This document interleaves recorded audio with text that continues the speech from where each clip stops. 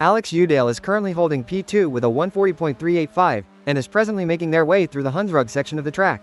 The Hunsrug is a tricky part of the circuit. You really have to be precise with your line there to maximize the exit speed. I always found it crucial for a quick lap.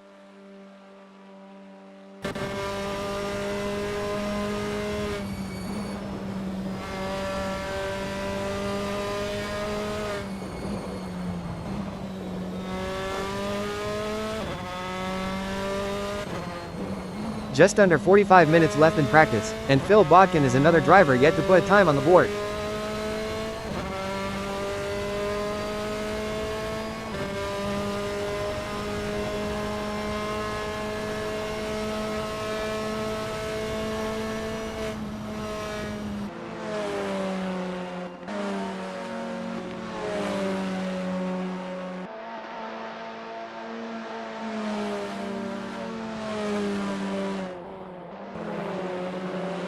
Sten Wallstrom is still out there, yet to set a time, currently navigating Bach 9. Bach 9 is one of those corners where you really feel the car loading up. It's a fast one and you need to be committed to carry the speed through to the next section.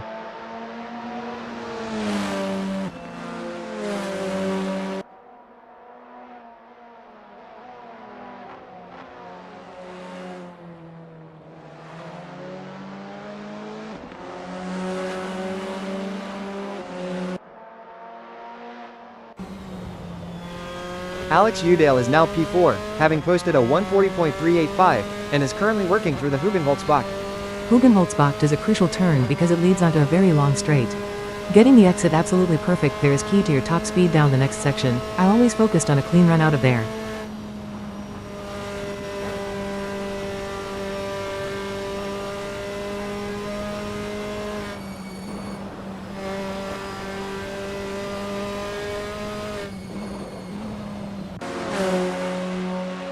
Chris Stokes registers a 140.424, placing them in P5, and they are currently crossing the start-finish line.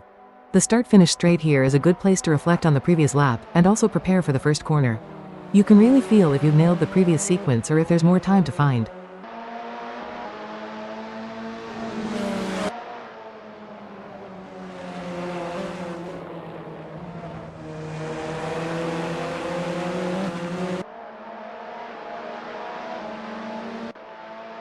Sten Wallstrom still looking for a time, now in the Mastersbach section, with just over 42 minutes remaining in practice.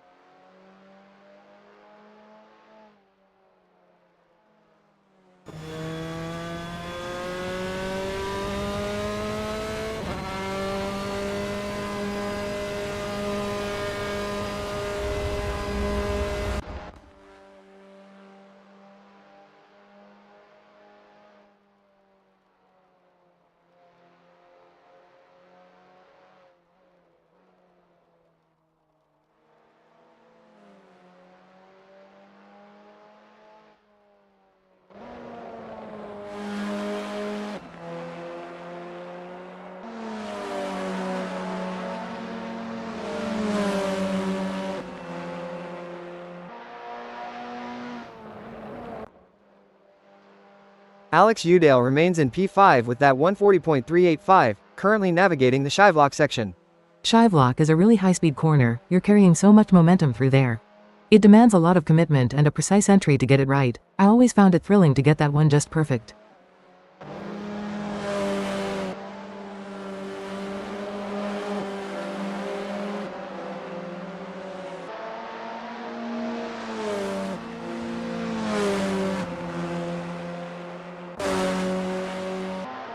Greg Sabo moves up to P3, clocking in a 139.977, now crossing the start-finish line. That's a good time for Sabo. The start-finish straight is your one chance to breathe before attacking the first complex. You're constantly thinking about what you can improve on the next lap.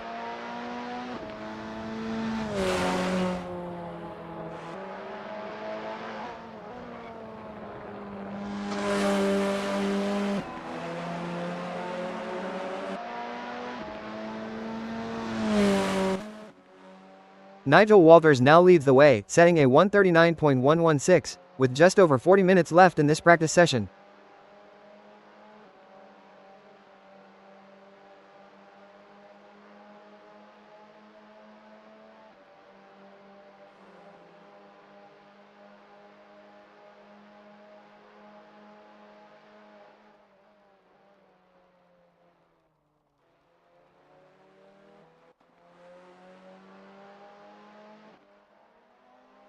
Jareth Hallam is still looking for a time, over 39 minutes remaining in this practice session. It's important to get a banker lap in early, even if it's not perfect. It gives the team data and settles the driver into a rhythm for the session.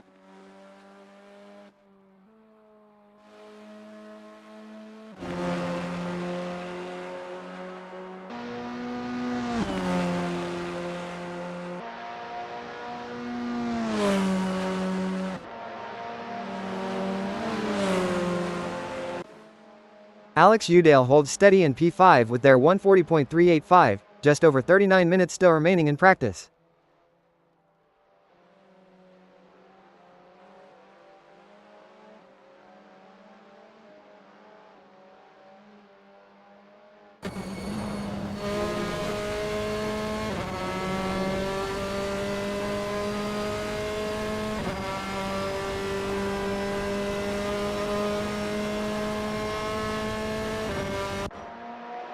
Phil Bodkin is still out there, yet to set a time, with 38.5 minutes left in the session.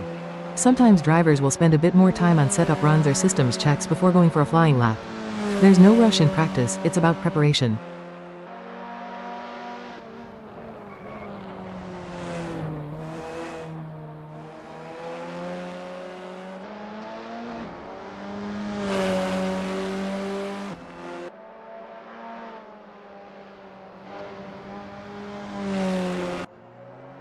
John Boontakis is in P6 with a 1:39.756, currently navigating the Hans Ernst Bacht.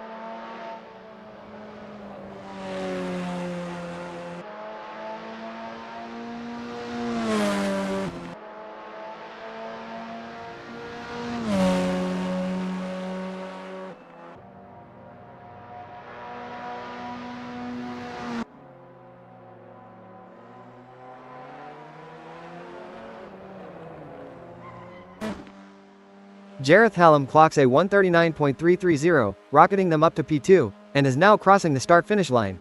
That's a strong first lap from Hallam, really impressive pace to immediately be challenging for the top spot. It shows good confidence and a clear understanding of the track from the get-go.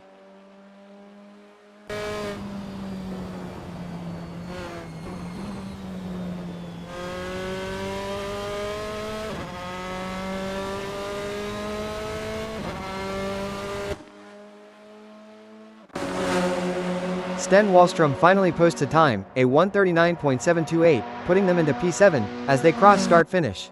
Good to see Wallstrom on the board now. Sometimes it takes a few laps to get the tires up to temperature and for the driver to feel fully confident in the car.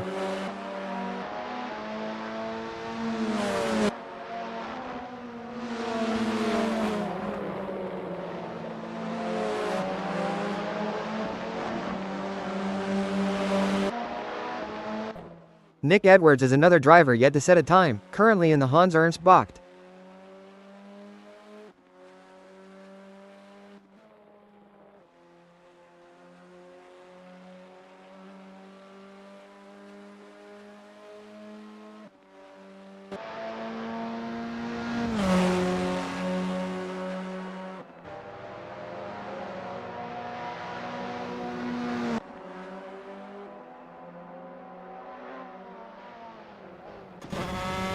Chris Stokes improves to a 1:39.425, now P6, and is in the Hunsrug section.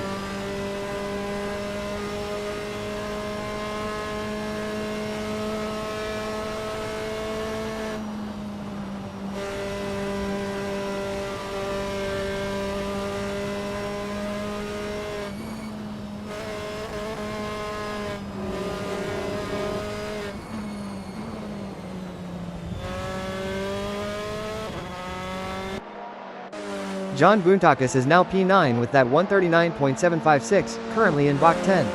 Bach 10 is quite a tight one, it's easy to overcook the entry and lose momentum on exit.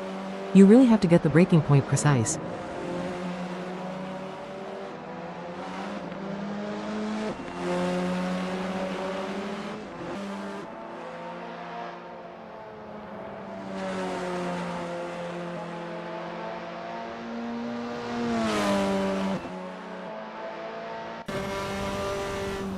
Thomas Kruger Dorado enters the session in P11, with a 139.822, now in the Rob Slopemaker box.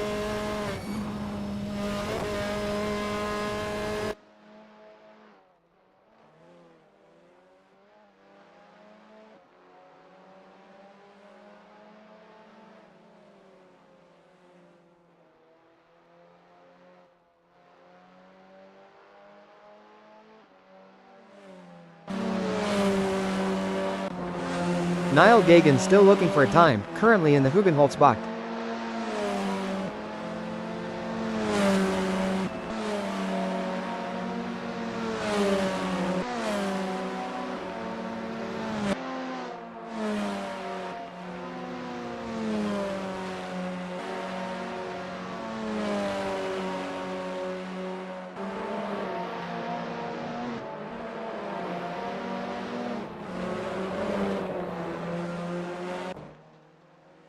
Daniel Kochish goes P2 with a strong 138.896, and is now in the Tarzanbach. Tarzanbach is one of those corners where you can really attack. There are multiple lines to take, and finding the sweet spot for your car can make a huge difference to your lap time. I always loved that corner, it's a real challenge. Alex Udale improves to a 139.330, now P5, and is currently navigating the Tarzanbach.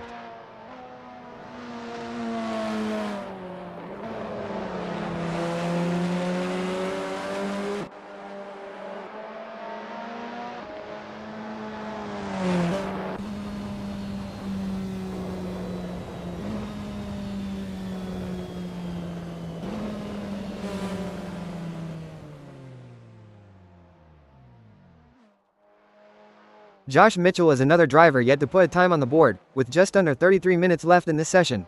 It's always interesting to see who waits and who goes out immediately.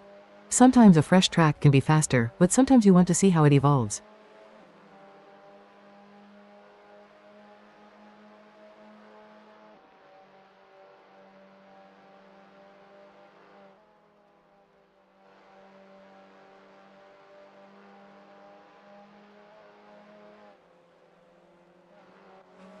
John Boontakis improves their time to a 139.107, moving them up to P5.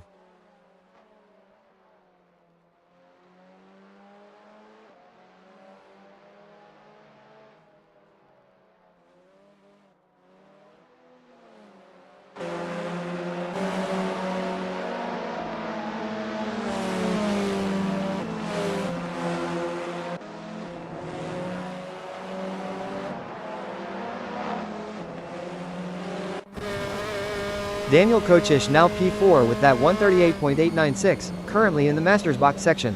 Masters Bocht is a high-speed sweeping left-hander. You really feel the G-forces through there, and it's all about commitment and trusting the car's grip.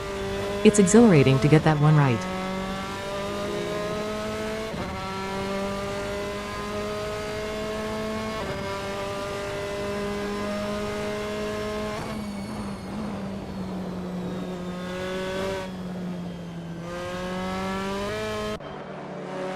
Elliot Norton leaps to the top of the leaderboard with an impressive 138.066, now in the Tarzanbach.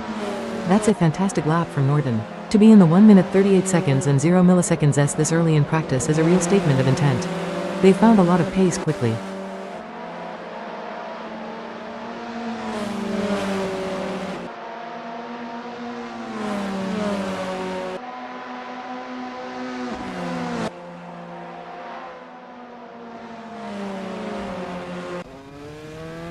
Daniel Kochish holds P4 with that 138.896, currently in the Tarzanbach section. It's interesting to see how drivers manage the Tarzanbach. Some opt for a wider entry to carry speed, others a tighter line for a quick rotation. It really depends on the car's setup and the driver's preference.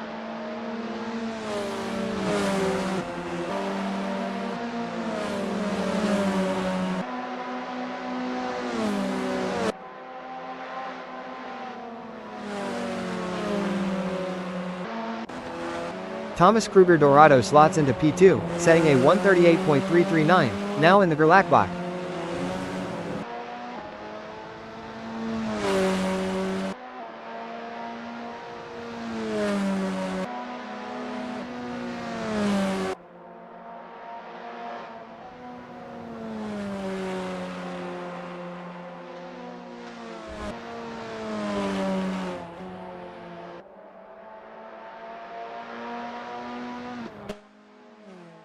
Phil Bodkin gets on the board with a quick 1:38.450, good enough for P3. That's an excellent first lap from Bodkin, straight into the top 3. It shows they're comfortable with the car and the track from the outset, no betting in period needed.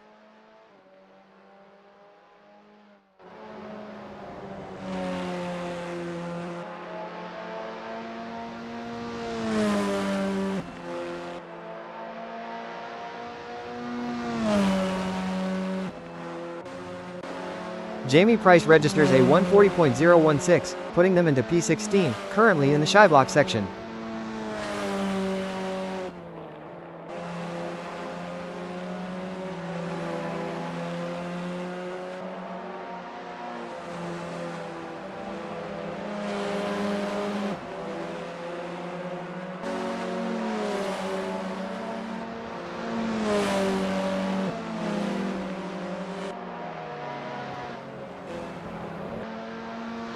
Elliot Norden still leading the pack with their 138.066, now in the Hunsrück section. It's crucial for Norden to maintain that pace, but also to focus on long runs and tire degradation if they're happy with the short run performance. Practice isn't just about outright speed.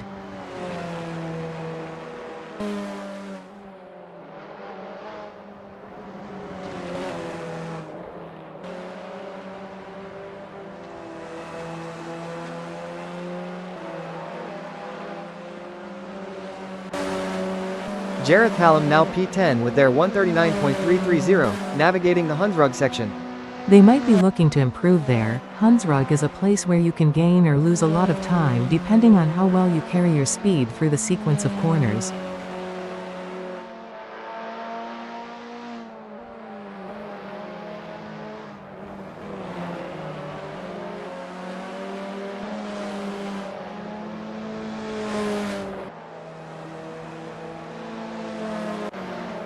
Alex Udale is P9 with that 139.330, with just over 27 minutes remaining.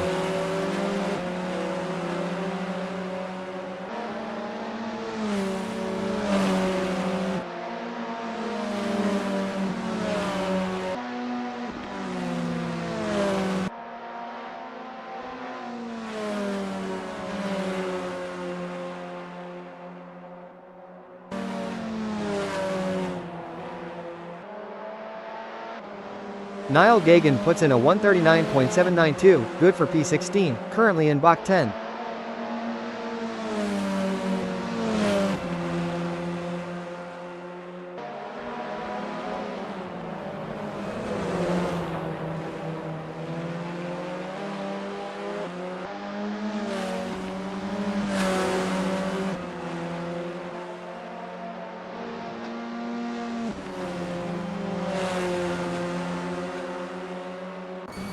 Nigel Walters now P8 with their 139.116, as they cross the start-finish line. Greg Sabo improves to a 139.665, now P13.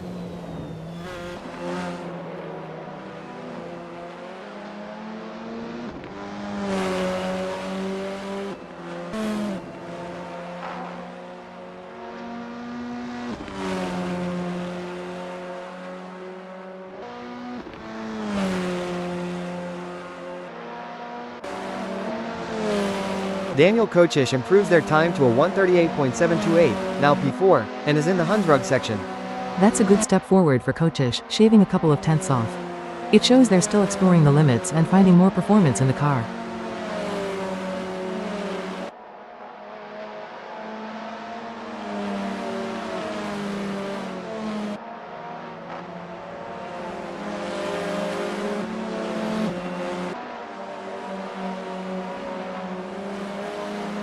Phil Bodkin remains P3 with that 138.450, currently in Bach 10.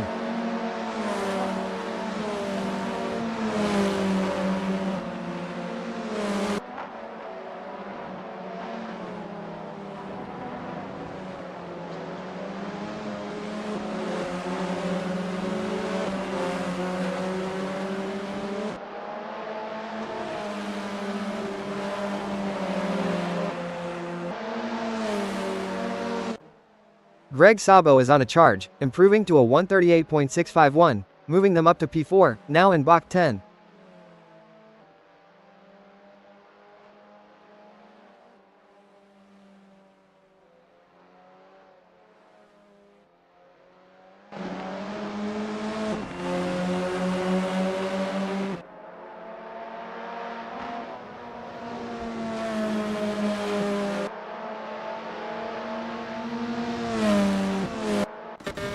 Jamie Price still P19 with their 140.016, currently in the Hunsrug section.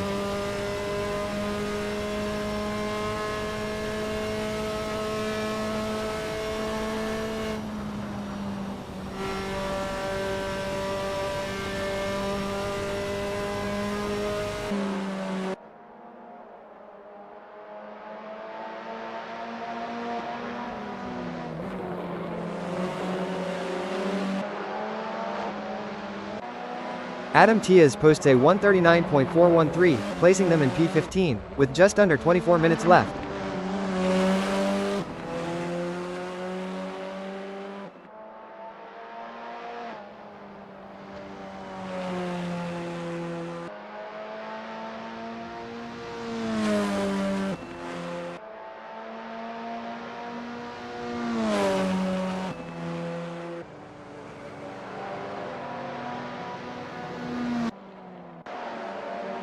Greg Sabo is P5 with that 138.651, remaining in the top 5. It's a very tight midfield group forming already, just a tenth or two separates a few of these drivers. Every bit of track knowledge gained in practice will be vital. Dominic Fovard yet to put a time on the board, under 23 minutes remaining in practice. Some drivers like to wait for the track to rubber in a bit more, especially if there's been no action before. It can make a difference in grip levels.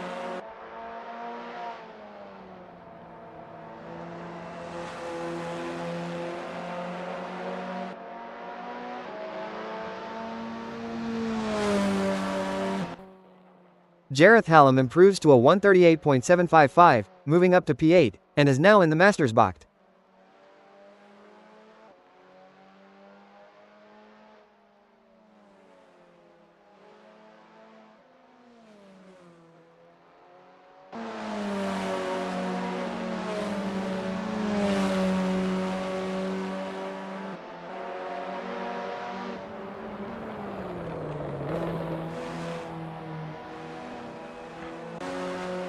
Neil Constable Barry puts in a 139.920, currently in P19, as we hit 22 minutes remaining.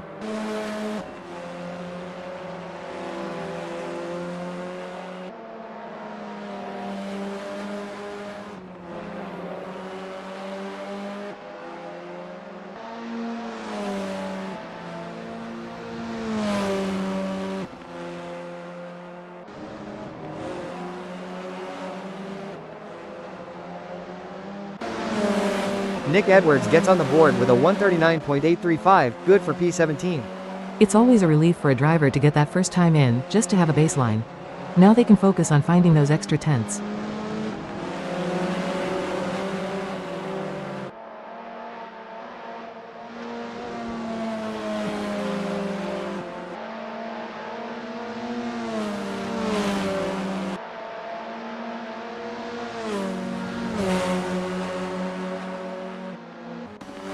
Phil Bodkin remains P3 with that 138.450, currently in the Hunsrug section.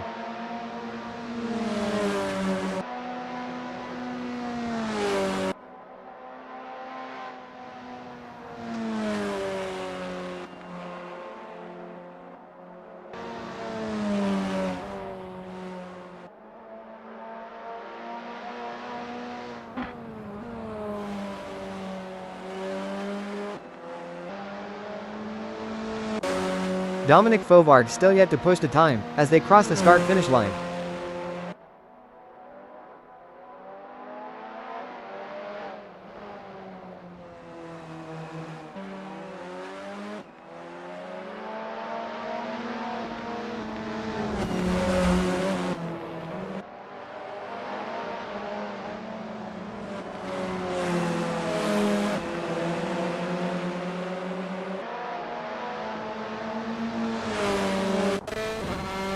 Jimmy Lindo goes P5 with a 138.603, a strong first lap time for them. That's an impressive first run for Lindo. To be right there in the mix from the start shows good preparation and confidence in the car.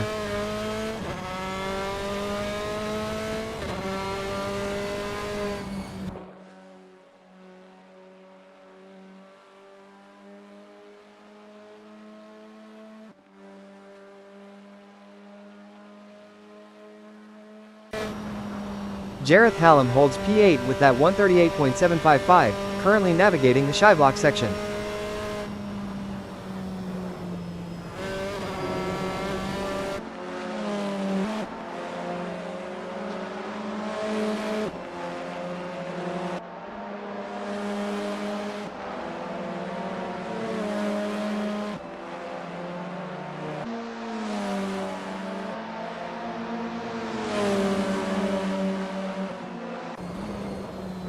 Jamie Price improves to a 139.852, now P19, in the Hans Ernst Bocht.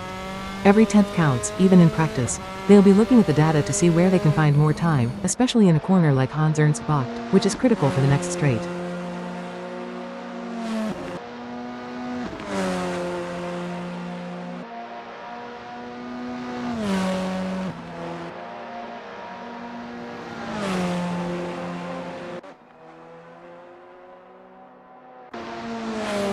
Neil Constable Barry remains P20 with their 139.920.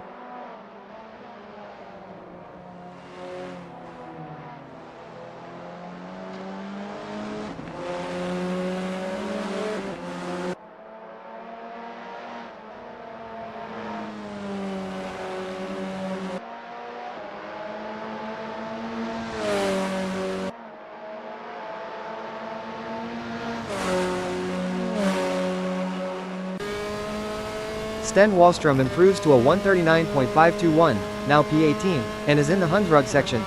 Every driver will have specific areas they're working on in practice. Wallstrom will be honing in on the details to find that extra pace in these last few minutes.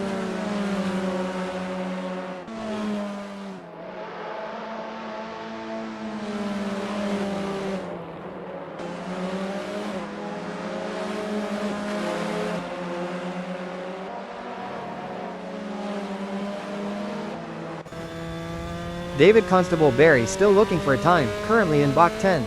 We're getting into the latter stages of practice now, so we'll expect to see these drivers starting to push a bit more for a representative lap time.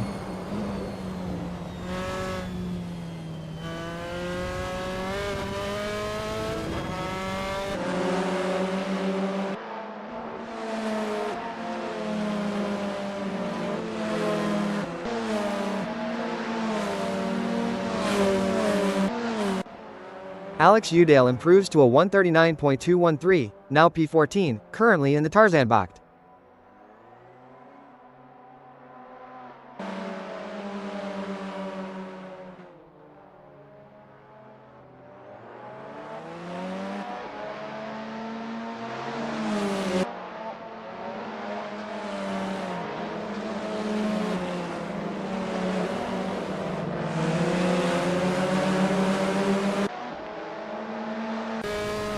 Phil Bodkin remains P5 with that 138.450, as we near the final 15 minutes of practice.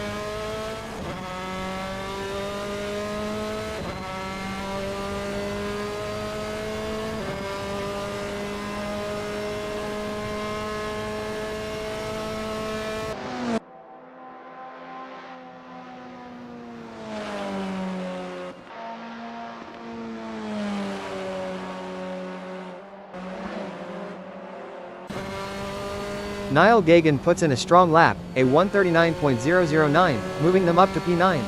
That's a solid improvement for Gagan, breaking into the 1 minute 39 seconds and 0 milliseconds S. It shows they're getting more comfortable with the track and finding better balance in the car.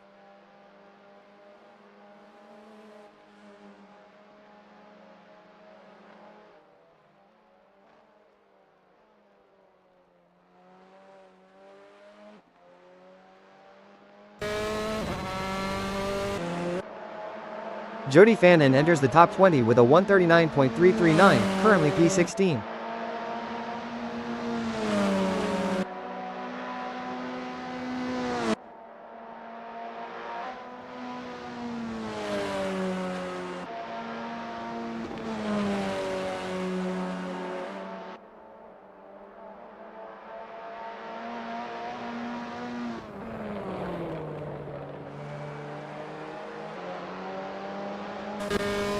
Niall Gagan still P9 with that 139.009, currently in the Masters box.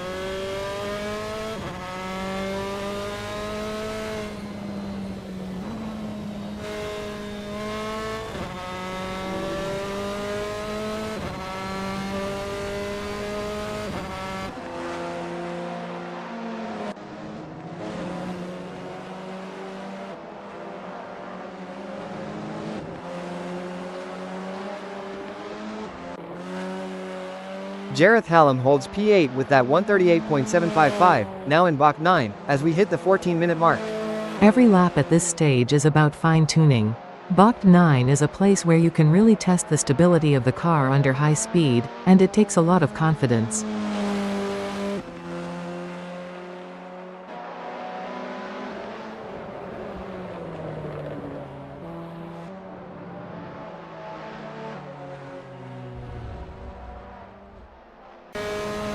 Josh Mitchell gets on the board with a 139.376, putting them into P17 as they cross start-finish.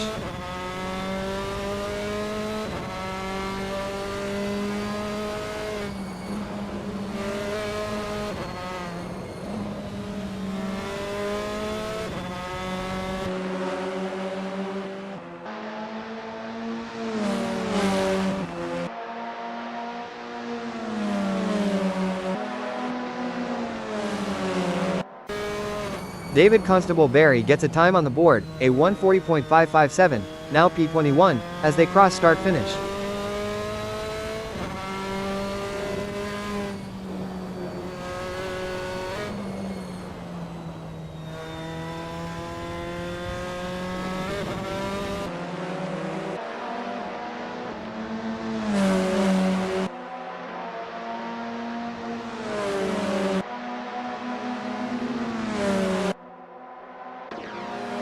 Elliot Norton improves again, a 137.977, now P2, as they cross start-finish.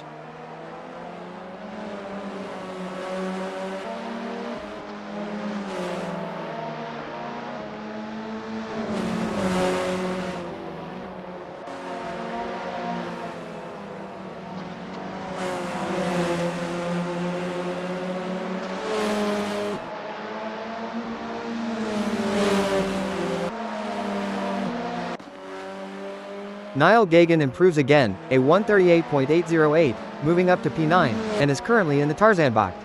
That's a strong improvement from Gagan, consistently finding pace now. They're clearly dialing in the car and finding their rhythm on track. Zeeble Mankai is still yet to post a lap time, with just over 11.5 minutes left in this session. It's getting late in the session for them not to have a time on the board. Perhaps they're planning a very late push or focusing on a specific setup change.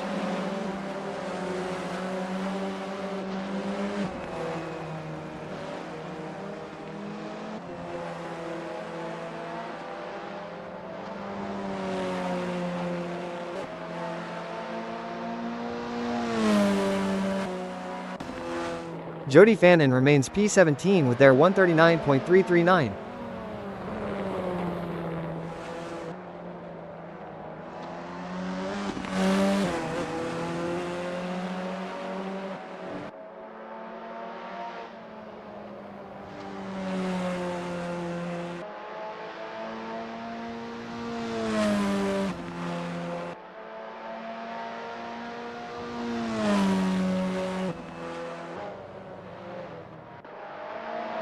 Jimmy Lindo goes quicker, a 138.251, now P4, and is in the Tarzan box.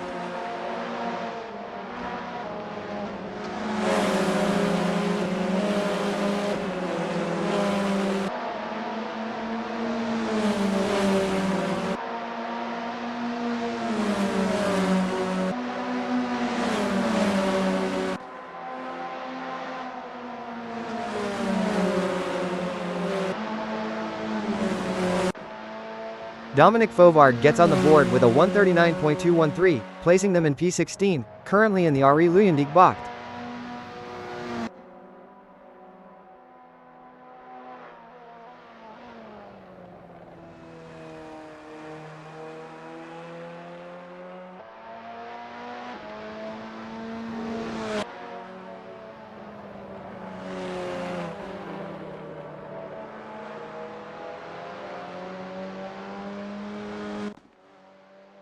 Greg Sabo is flying, a 138.225, moving them up to P3. Sabo is really finding pace now, that's a big jump up the order. They're clearly pushing hard in these final minutes to get a good read on where they stand.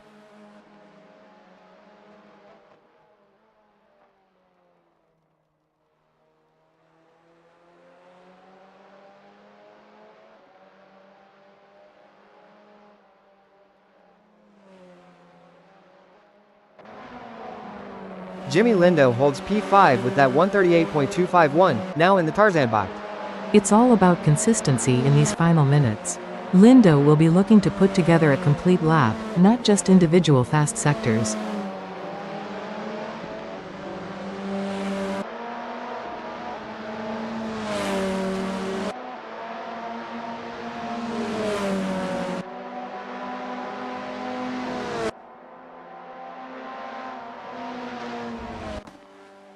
Jareth Hallam is now P10 with their 138.755. The track is getting faster now as more rubber goes down. Hallam will need to find a bit more pace if they want to stay in the top 10.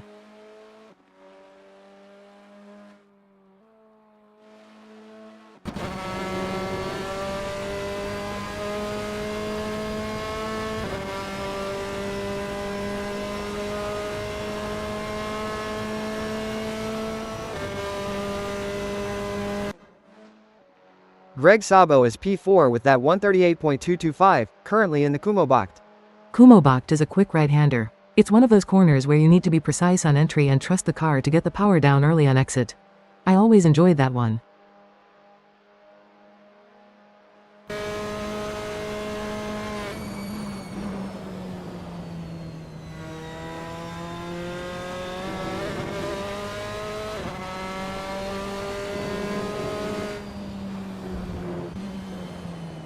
Niall Gagan holds P11 with that 138.808, currently in the Tarzan box. This late in practice, drivers are really pushing the limits on braking points into turns like Tarzan Bocht. That's where you find the last few hundredths of a second.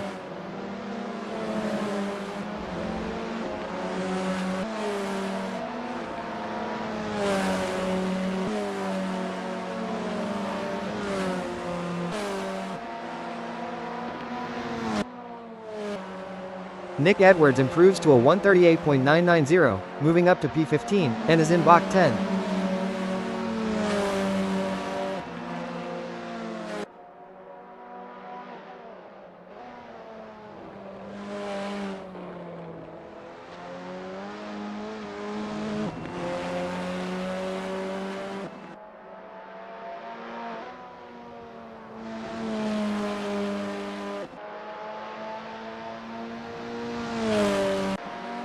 Chris Stokes goes quicker, a 138.730, now P11, in the Masters box.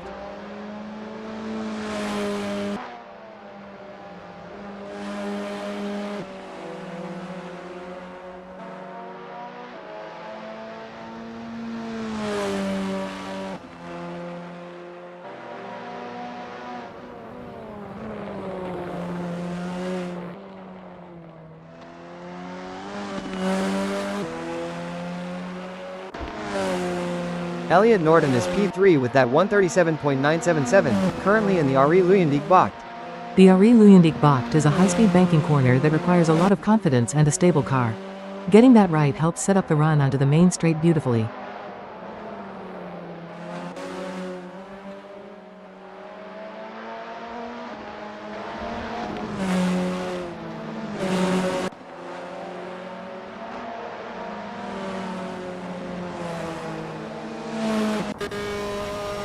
Zeeple Mankai finally posts a time, a 138.807, putting them into P14, and they're in the shy block section.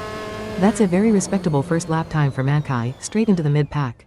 It means they've been doing their homework and are ready to push in these final moments. Adam Tiaz improves to a 139.045, now P18, currently in the Hugenholzbach. Hugenholzbach is a double apex corner, so getting the first apex right is crucial for the second, and for maintaining speed through the next section. It's a real technical challenge.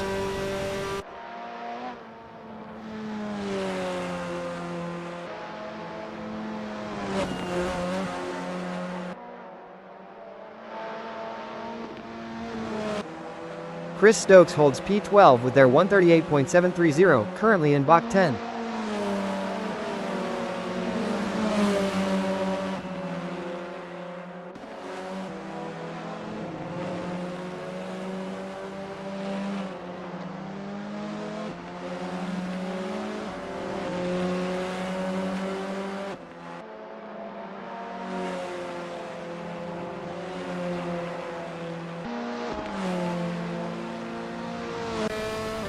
Sten Wallstrom improves to a 139.281, now P21, with less than 4 minutes remaining.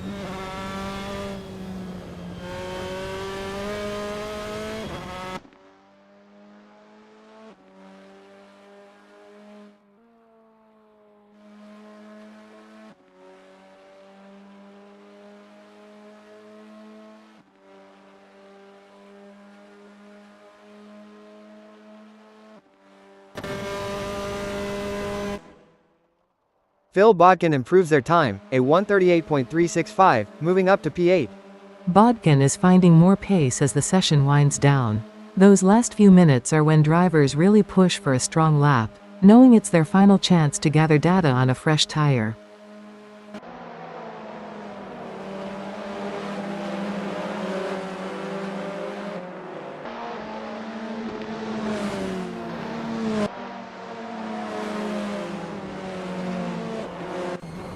Neil Constable Barry improves to a 139.656, now P22.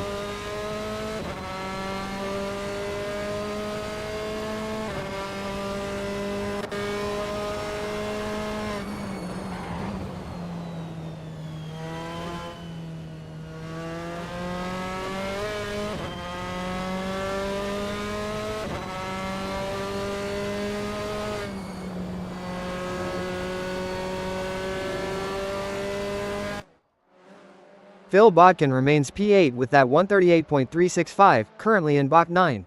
They'll be looking to nail that last sector for another improvement. Getting Bach 9 and 10 right is crucial for carrying speed onto the final straight.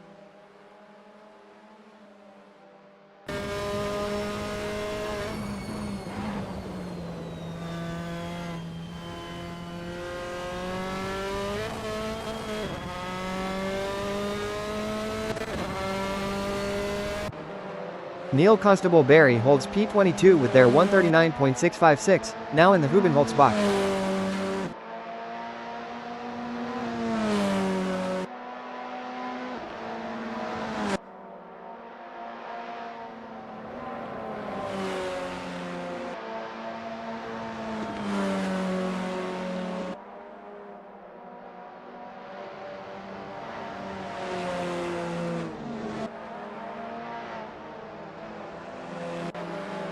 Nigel Walters rockets up the order with a 137.811, now P2, with just over a minute left.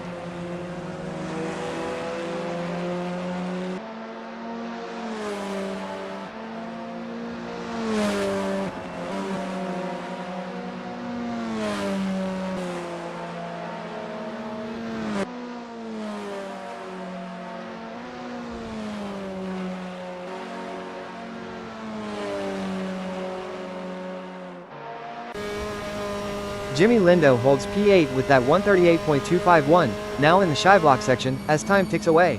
These final seconds are about putting everything together. Drivers will be pushing right to the very last moment, trying to squeeze out every last bit of performance.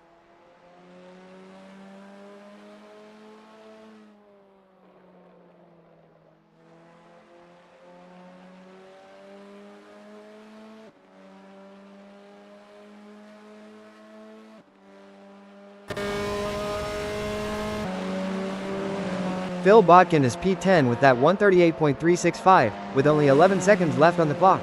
It's now or never for anyone still on a flying lap. Once the clock hits 0, that's it unless you're already in a timed lap.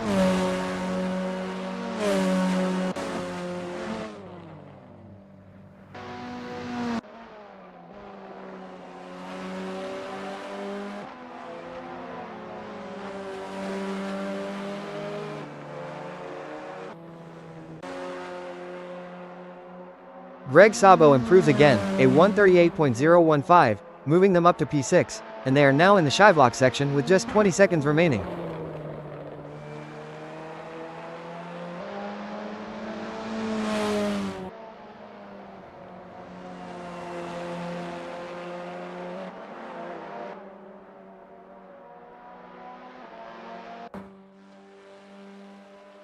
Jody Fannin crosses the start-finish line with a 138.171, jumping up to P7, with only 46 seconds remaining. That's a fantastic effort right at the end of the session. Sometimes those last gasp laps are the quickest because you're just throwing everything at it, knowing it's your final chance. David Constable Barry improves their time to a 138.945, now P18, currently in Bach 10, with just over a minute left. It's all about making those final adjustments. Bach 10 is a corner where you can really feel if the balance of the car is right, especially when you're pushing for those last tenths.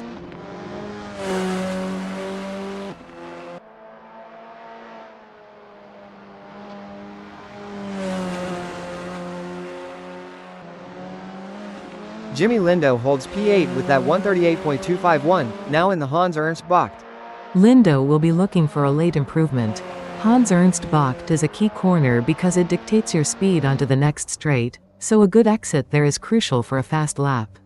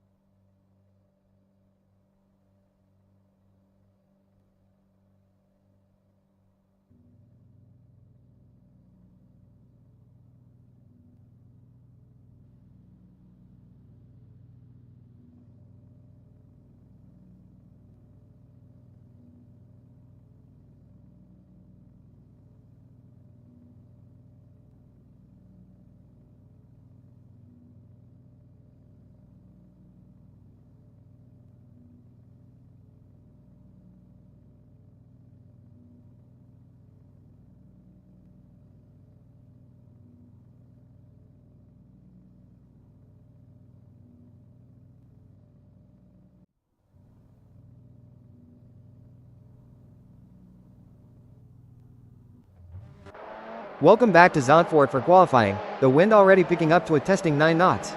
That wind is going to make it tricky out there, especially over the crests and through the fast corners. You really feel it when you're in the car. Nigel Walters still hasn't posted a time with less than 5 minutes remaining in this critical qualifying session.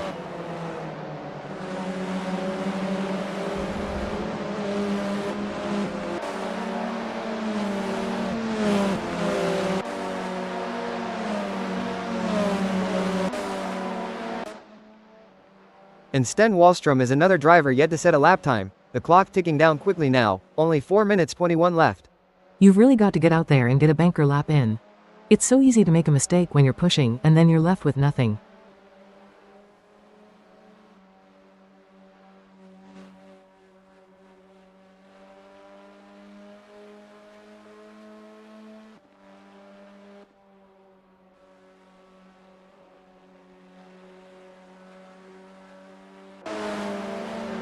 Jareth Hallam is still without a time, currently navigating the Mastersbach, with less than 4 minutes now remaining in qualifying. That Mastersbach is a really fast, flowing corner and a great place to pick up speed, but you have to be so precise with your line there, especially on a cold tire.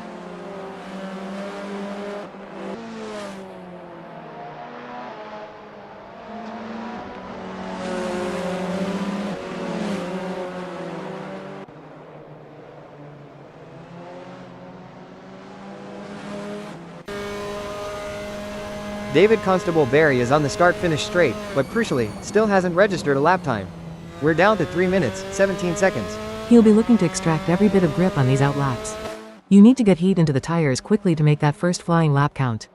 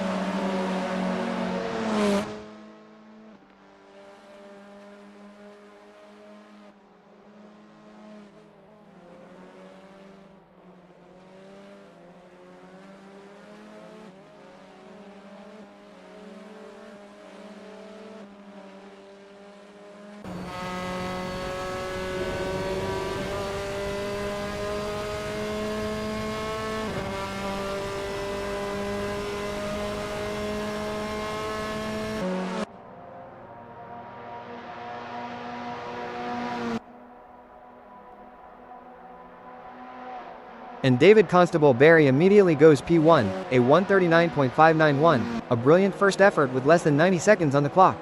That's a strong time for his first proper flying lap. You really feel the pressure building when you know it's your only shot, or one of very few. Jimmy Lindo is currently P8 and looks to be improving, already 0.01 seconds up on his best time as he crosses the start-finish line with just over a minute left.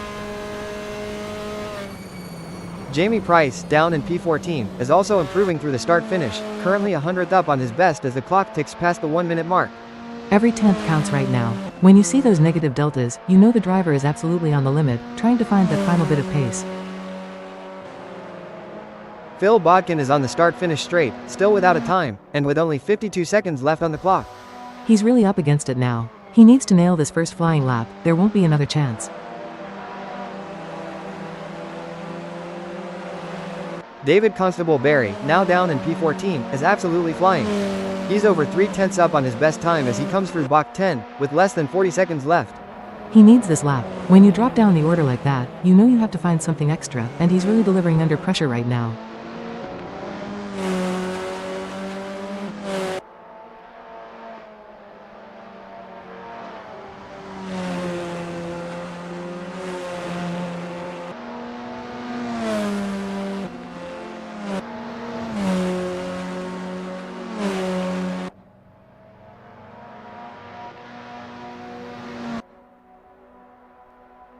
David Constable Barry improves his time to a 1:39.445, but remains in P14 with just 4 seconds left on the clock. Jimmy Lindo, P17, is absolutely lighting up the timing screens. Over a second and a quarter faster than his best time as he crosses the line with just 12 seconds left. Neil Constable Barry is also improving significantly, 0.16 up on his best as he hits the start-finish straight, currently P17 with just 25 seconds left. He's really putting it all on the line. At this stage of qualifying, you're driving purely on adrenaline, trying to find every last bit of grip. Sten Wallstrom is currently slower on his latest lap, over a second down on his best time as he crosses the start-finish line, currently P16 with 43 seconds remaining. Phil Bodkin is currently P15, but his latest lap looks to be slower, 800ths down on his best as he crosses the start-finish line with 54 seconds left. He won't be happy with that. You're always trying to find more pace on every lap in qualifying, so being slower means he'll be pushing even harder next time around. Nick Edwards still hasn't posted a lap time with just over a minute and 12 seconds remaining in qualifying.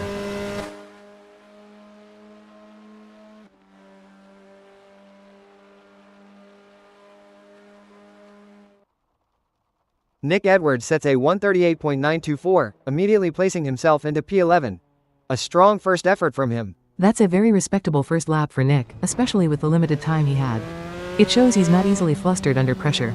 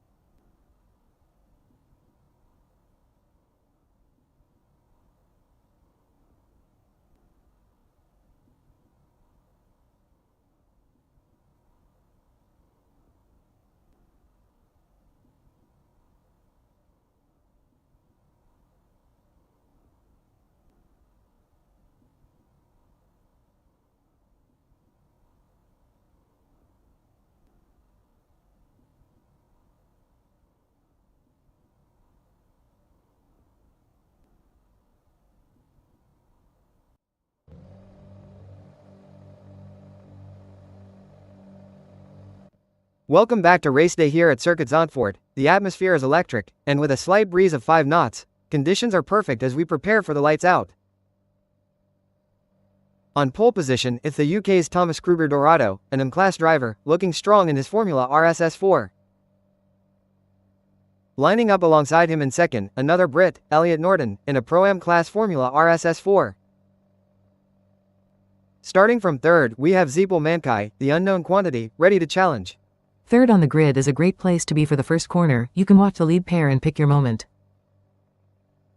And in fourth, it's Daniel Kosic from Hungary, an M-Class driver, looking to make up ground. From fourth, you're really looking for a strong start to tuck in behind the leaders, trying to gain a toe down to that first corner. Rounding out the top 5, it's Nigel Walters from the United Kingdom, another M-Class driver, poised for action. Sixth on the grid, we find John Bountakis from Greece, an M-Class driver, hoping for a strong start. From sixth, you're looking for any opportunity in that initial phase. Sometimes the pack can open up just enough for a lunge. Seventh is Greg Sabo from Italy, an M-Class driver, in his Formula RSS 4. Mid-pack in these opening laps, it's about staying out of trouble, then finding your rhythm and looking to attack. And in eighth, we have Niall Gagan from Ireland, another M-Class driver, ready to go. Jody Fannin, a Pro-Class driver, is in ninth, looking to climb through the field. A pro driver starting ninth means they've got work to do, but they'll be aggressive from the off, I can guarantee that. Rounding out the top 10, it's Jimmy Lindo, an M-Class driver, in his Formula RSS 4. From 10th, the strategy is often to just survive the first lap, then see what opportunities arise as the race unfolds. Just outside the top 10, Nick Edwards from Canada is in 11th, hoping to make progress. In 12th, Dominic Fovard, a Pro-Am class driver from the UK, poised for the green light. 13th on the grid, it's Josh Mitchell from Italy, an M-Class driver, awaiting the start.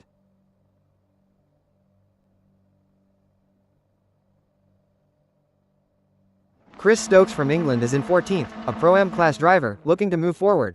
From 14, you really have to pick your battles and identify targets quickly, especially in the opening laps when the field is still bunched. And in 15th, Jareth Hallam from the United Kingdom, a Pro-Am class driver, ready for the off.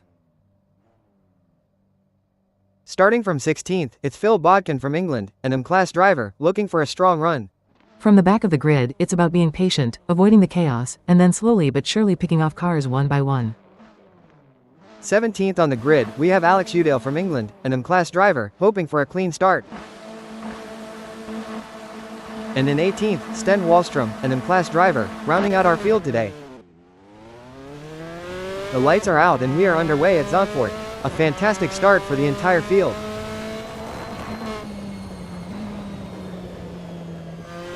Thomas Kruger Dorado, starting from pole, holds onto the lead through the first few corners. He's made a great getaway, which is crucial here at Zandvoort. Keeping clean air in front is a huge advantage.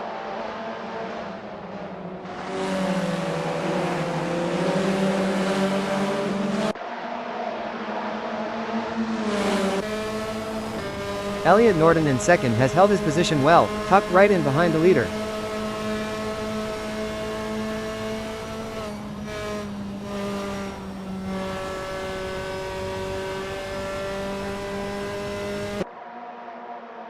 Elliot Norton remains firmly in second place as they navigate the opening lap, staying close to Dorado. He's got the perfect toe right now, just sitting there, waiting for any potential mistake or opportunity from the leader.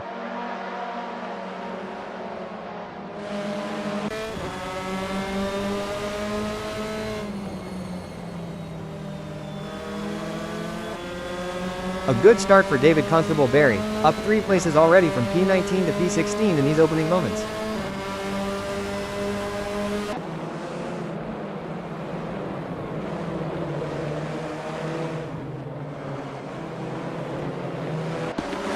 David Constable Barry is making excellent early progress, gaining another spot to move up into 16th position.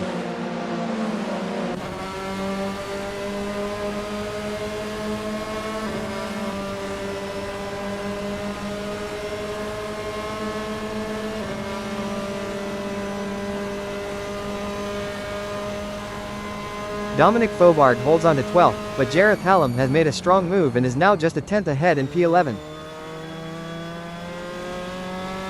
Dominic Fovard has made a brilliant charge, now up to 9th, pushing Jareth Hallam back to 10th, with only 2/10 between them. That's a superb recovery for Fovard, picking up 3 places in quick succession. That's exactly what you want to do to get into the flow of the race. Phil Botkin is flying through the field, now up to 5th and only 2/10 behind Elliot Norton in P4, with 17 minutes plus an extra lap still to run.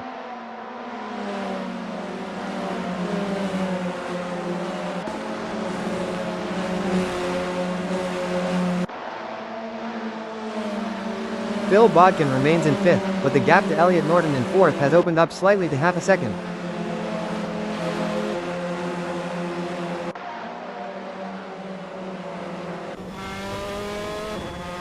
Now focusing on Elliot Norton, holding 4th, he's just 2/10 behind Nick Edwards in 3rd, with 17 minutes plus a lap still to run.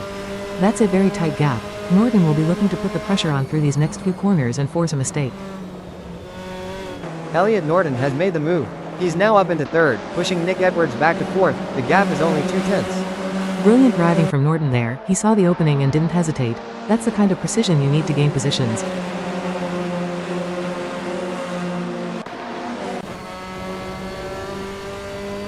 We've certainly seen some aggressive driving in these opening laps, haven't we? Drivers not waiting around to make their moves. Oh absolutely, the first lap is always chaotic, but it's where you can make up or lose a lot of ground. I always tried to be decisive, but also calculated. It's fascinating to see drivers like Fovard and Botkin making such significant progress from further back on the grid. It shows the importance of a good start and then reading the flow of the race. Sometimes it's better to hold back a little in the initial scrum and then pounce. Zandvoort is such a unique circuit, demanding precision and courage with those bank corners. It really is. You have to commit fully, especially through Schijblock and the Aurelian Bocht. Getting those right is crucial for lap time and overtaking opportunities. The grid has a mix of them and Pro-Am drivers, but the pace at the front is incredibly tight. It just shows the talent across the field. In my career, you learn to respect every competitor, regardless of their class, because on any given day, anyone can pull out a fantastic performance. We're still very early in this race, but the battle for those podium spots is already shaping up nicely. It's all about consistent pace now and managing the tires. The driver who can string together perfect laps for the duration will be the one celebrating. We're now with Nigel Walters in 6th, just 3/10 behind Phil Botkin in 5th, as they complete lap 2 with 15 minutes plus a lap remaining. He's putting the pressure on there. That's a good attacking position, close enough to make a move if Botkin makes even a small error.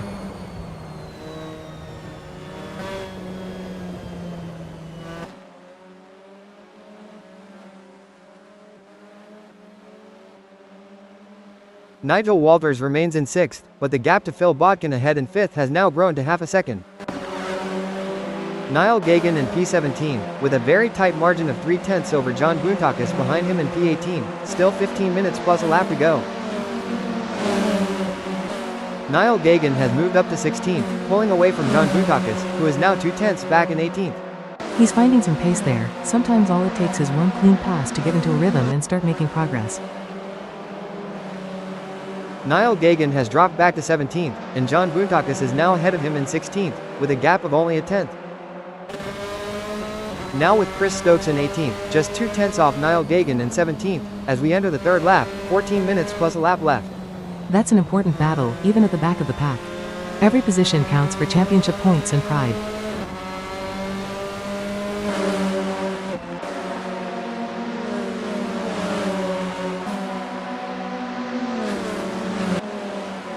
Chris Stokes remains in 18th, still trailing Niall Gagan by 2/10 in 17th. John Boontakis is now in 16th, right on the tail of Jimmy Lindo in 15th, just a 10th of a second separating them as the race continues. John Boontakis has slipped back to 17th, losing ground to Jimmy Lindo, who is now half a second ahead in 15th. Huge change for John Boontakis, he's plummeted to 19th and the gap to Jimmy Lindo in 15th has ballooned to over 12 seconds. That's a massive loss of time for Boontakis. Something significant must have happened for him to drop back so dramatically. Dominic Fovard in 7th, chasing hard after Nigel Walters in 6th, just 3/10 separating them as we tick down to 13 minutes plus a lap.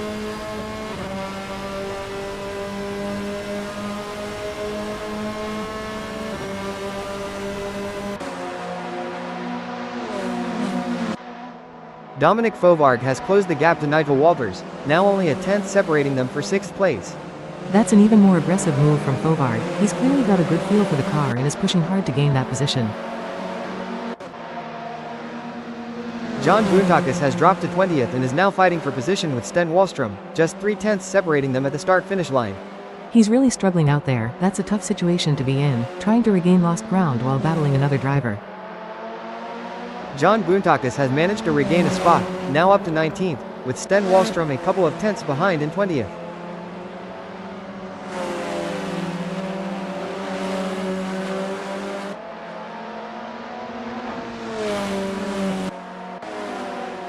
Niall Gagan in 17th, pushing hard to close the 3/10 gap to Chris Stokes in 16th, as we move into lap 4.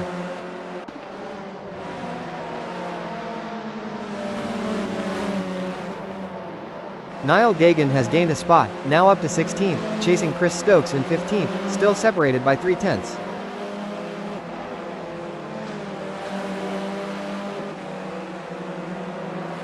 We're seeing battles all through the field, not just at the front.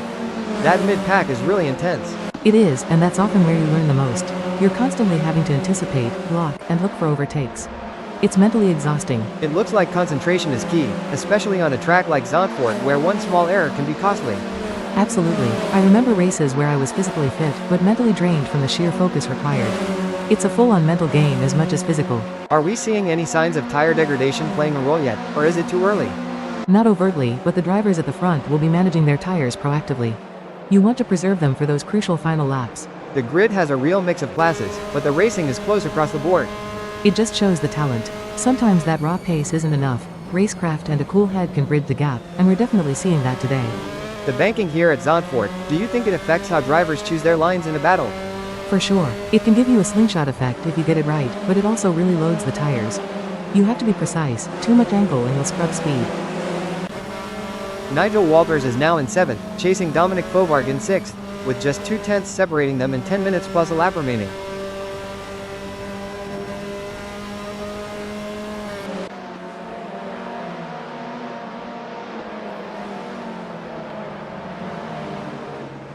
The gap has stretched out a bit. Nigel Walters remains 7th but is now 6/10 behind Dominic Fovarg in 6th.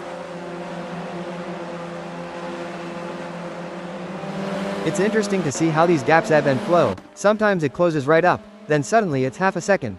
That's the nature of these cars and this track.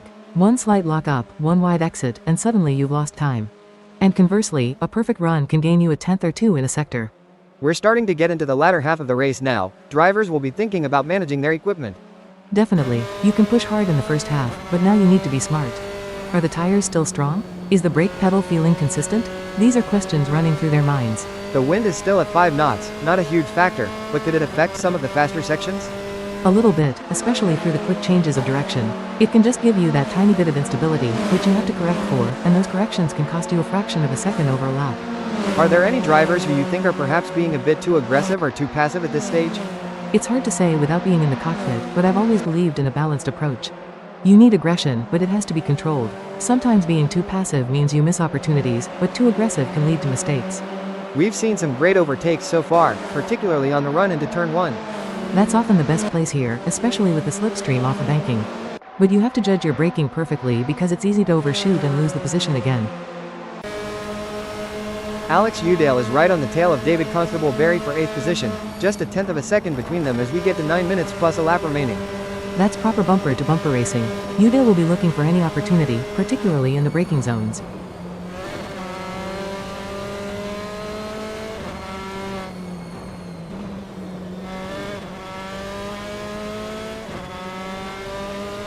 Alex Udale remains in 9th, but David Constable Barry has now extended that gap to 6/10 and 8th. That battle we were just watching, it's a prime example of how quickly things can change in a motor race. It is. One moment you're practically side by side, the next a driver finds a burst of pace or the one ahead just nails a corner and suddenly there's a gap. It's about consistency lap after lap. We're certainly seeing the drivers settle into a rhythm now. The frantic opening laps have given way to more calculated aggression. This is where fitness really comes into play. Not just physical, but mental stamina. Keeping that focus, lap after lap, finding those small gains, it's exhausting. Do you think the wind, even at 5 knots, has any impact on the driver's confidence through the faster sections? It can. Even a light crosswind can make the car feel a bit twitchy at high speed. You have to trust your aero in the setup, but subconsciously, you might lift off just a fraction, and that adds up over a lap. Daniel Koscic is in a fantastic second place now, just 2/10 off Elliott Norton for the lead, navigating Hugenholzbach with 7 minutes plus a lap remaining. This is a huge development. Koscic has made incredible progress to get into P2, and now he's right on the leader's tail. We could see a lead change very soon. Maximilian Turbin is currently in 16th, though quite a way back from Niall Gagan in 15th, a 3.1 second gap through Hugenholzbach. Maximilian Turbin has dropped further back to 18th, losing significant ground to Niall Gagan, who is now in 13th, over 5 seconds ahead. Something has definitely gone wrong for Turbin there. That's a huge loss of positions and time in a very short space. That was a sudden change for Maximilian Turbin, plummeting down the order like that. It's always tough to see whether it's a big moment or just a string of small errors that compound. Losing momentum can cost you multiple positions very quickly. Meanwhile, at the front, Daniel Koscic is really piling the pressure on Elliott Norton. He's been consistent and that's paying off. To be right on the leader's gearbox at this stage of the race shows he's got the pace and the confidence. With less than 10 minutes left, plus that final lap, every corner counts now. Absolutely. Drivers will be pushing right to the limit, looking for every 10th. Tire degradation will start to become a serious factor now, too. John Boontakis back into 16th, and he's now just 3/10 behind Jareth Hallam in 15th, with only 6 minutes plus a lap left. He's really recovered well from that earlier setback. That shows resilience, to pick yourself up and start fighting again.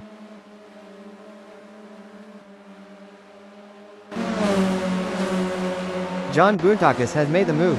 He's now into 15th position, with Jareth Hallam right on his gearbox, 0/10 separating them. Oh, that's incredibly close. He's just edged ahead. Now the trick is to hold that position, because Hallam will be fighting back immediately. Greg Sabo is in 11th, closing on Alex Udale in 10th, with a 4/10 gap and just 6 minutes plus a lap remaining. He's trying to break into that top 10. Every position gained at this stage is valuable points-wise. Greg Sabo has moved into the top 10.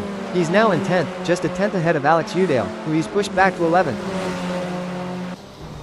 Alex Udale now in 11th, with the gap to Greg Sabo in 10th opening up to 6/10 with just 5 minutes plus a lap remaining.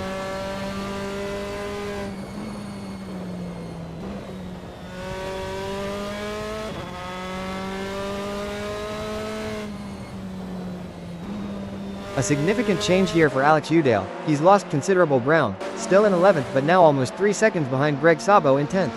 That's a big drop-off. He must have had a moment or run wide somewhere. Losing that much time in one lap is tough to recover from. John Boontakis is in 15th, a full half second behind Jamie Price in 14th, as we head towards the final few minutes of this race. He's still fighting for every position, which is great to see after the earlier issues. That's the racing spirit right there.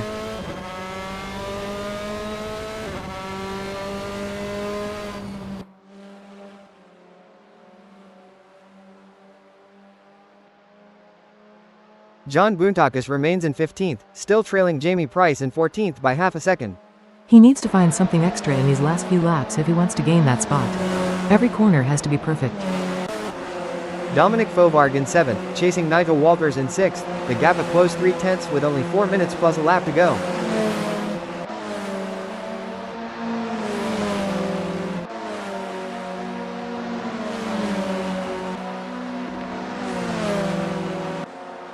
Dominic Fovarg maintains 7th, still 3/10 behind Nigel Walters in 6th, as the final minutes tick down.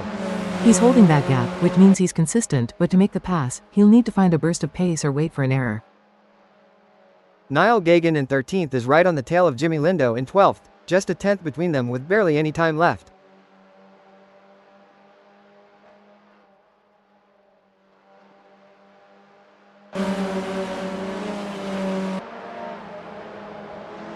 Niall Gagan remains in 13th, but Jimmy Lindo has stretched the gap to 4/10 in 12th.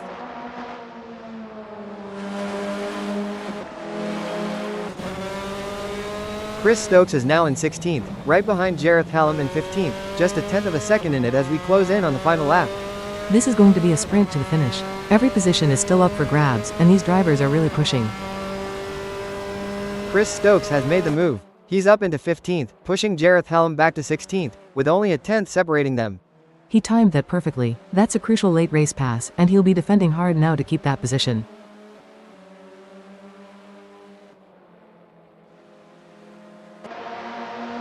Niall Gagan is currently 13th, trying to close the 4/10 gap to Jimmy Lindo in 12th as we head towards the closing stages. Niall Gagan has done it. He's snatched 12th position, with Jimmy Lindo now right on his rear bumper, absolutely no gap between them. Incredible, that's a classic late race overtake, and he'll have to be super defensive now. Lindo will be looking to retaliate immediately. Niall Gagan has lost that spot back to Jimmy Lindo, who is now in 12th with a 4/10 advantage. Greg Sabo is in 10th, right behind Zeeble Mankai in 9th, just 2/10 separating them as we push towards the checkered flag.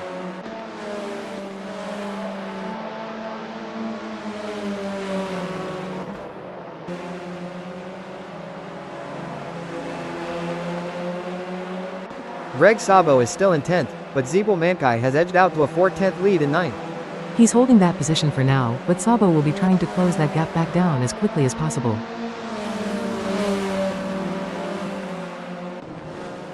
Zeeble Mankai is in 9th and right behind David Constable Barry in 8th, only 2/10 separating them.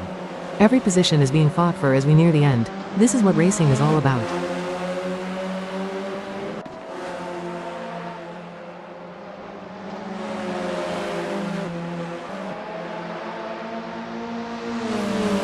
Zeeble Mankai holds 9th, now trailing David Constable Barry by 3/10 in 8th.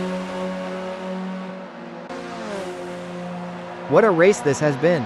We're seeing intense battles all the way through the field, right to the very end. It's exactly what you want as a driver and a fan. Every position matters, and no one is giving an inch.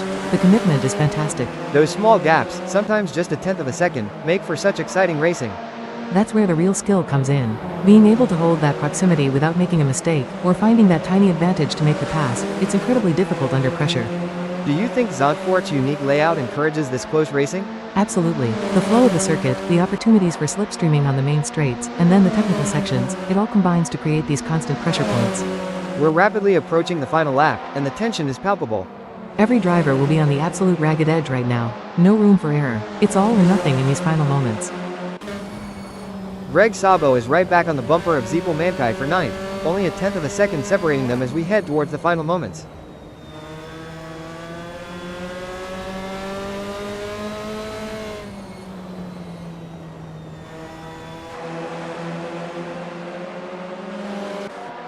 Greg Sabo is holding 10th, but Zeeble Mankai has just pulled away slightly, now 4/10 ahead in 9th. That's an important moment. Sabo needs to find an answer quickly if he wants to snatch that position before the flag. Daniel Kosic is now in 4th, just 2/10 behind Phil Bodkin in 3rd, battling hard through Kumobach as we near the checkered flag.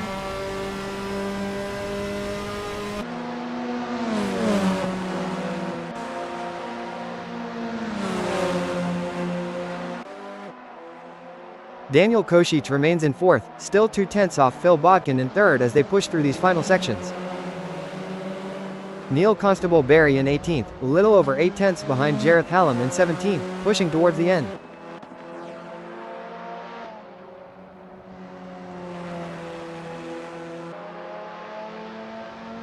Neil Constable Barry has made a fantastic move. He's now into 17th, with Jareth Hallam right on his rear, absolutely no gap between them.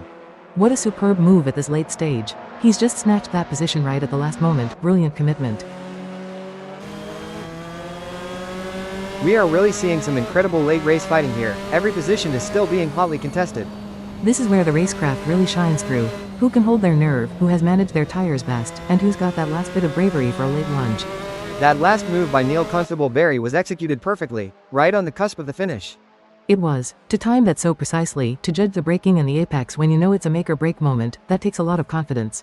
The lead battle between Daniel Kosic and Phil Bodkin is also incredibly tight for a podium spot. That's what everyone wants to see. A fight for the podium right down to the wire. It elevates the excitement for the whole race. John Boontakis is in 16th, chasing Chris Stokes in 15th, just 3/10 separating them through Mastersbach. He's still fighting, trying to gain every possible position.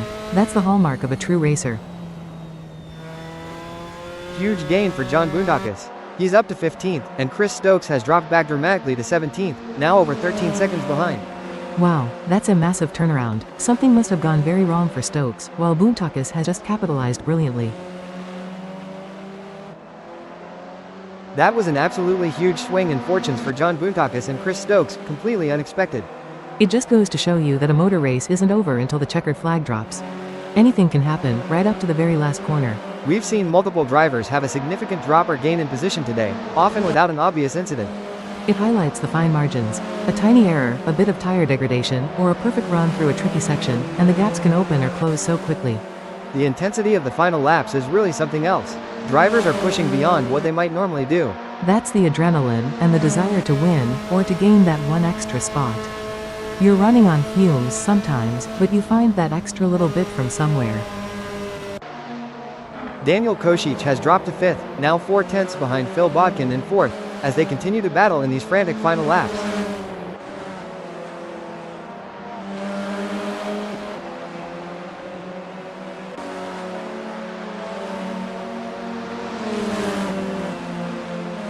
Daniel Kosic remains in 5th, but he's closed the gap to Phil Bodkin for 4th, now just 2/10 away. He's finding that extra pace when it counts. That's a strong fight back from Kosic. He clearly wants that 4th spot back. Elliot Norton is absolutely flying out front, a commanding lead and now just 20 seconds away from the checkered flag. He's done a magnificent job to manage that gap. That feeling of knowing you've got it sewn up in the closing moments is special. Elliot Norton crosses the line. A superb drive from P2, he takes the win at Zandvoort. What a performance. That's how you convert a strong qualifying into a race victory, controlled and brilliant. Jody Fannin crosses the line in 2nd place. What an incredible drive, coming all the way from 9th on the grid. From P9 to P2, that's a true champion's drive. It shows what consistent pace and smart overtakes can achieve when you start further back. And Phil Bodkin takes 3rd place. An absolutely phenomenal drive from 16th on the grid to clinch a podium. Following them across the line, it's Daniel Kosic in 4th, Nick Edwards claiming 5th, Nigel Walters in 6th, and Dominic Fovard rounding out the top 7.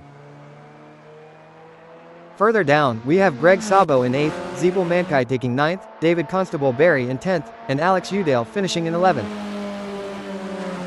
Completing the top 15, it's Niall Gagan in 12th, Jamie Price in 13th, John Boontakis in 14th, and Neil Constable Barry in 15th. Every one of those drivers put in a fantastic effort, fighting for every single position right to the end. And crossing the line, Chris Stokes finishes in 16th, while Maximilian Turbin completes his race in 21st. It's a tough day when you don't finish where you want, but every driver out there gave it their all. The effort is always there. Wrapping up the field, Josh Mitchell finishes in 17th, Thomas Kruger Dorado in 18th, and Adam Tias in 19th. And Sten Wallstrom crosses the line in 22nd, concluding our race here at Zandvoort.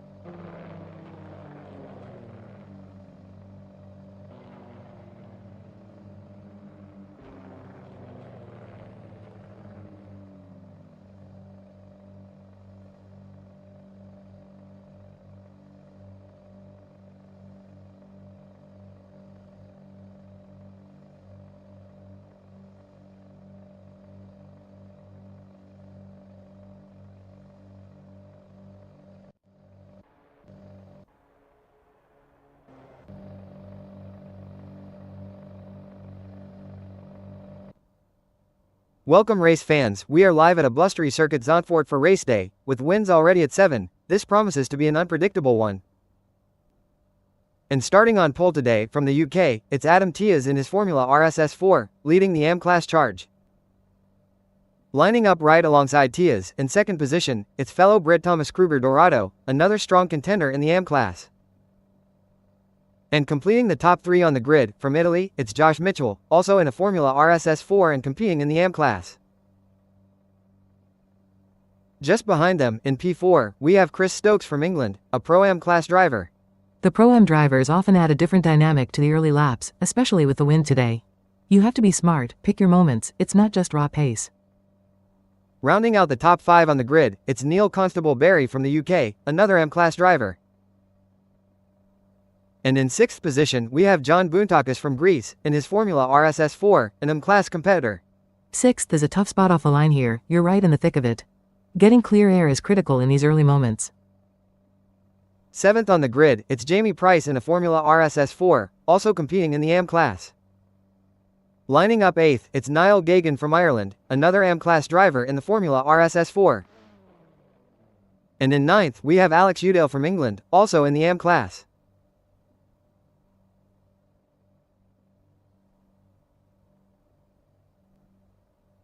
Rounding out our top 10 grid positions, it's David Constable-Barry from England, a Pro-Am class driver. It's interesting to see another Pro-Am driver starting P10. They'll be looking to make up ground quickly, but they'll have a lot of M-class traffic to navigate. Just outside the top 10, in P11, we have Zeeple Mankai in a Formula RSS 4. In P12, it's Greg Sabo from Italy, competing in the AM class.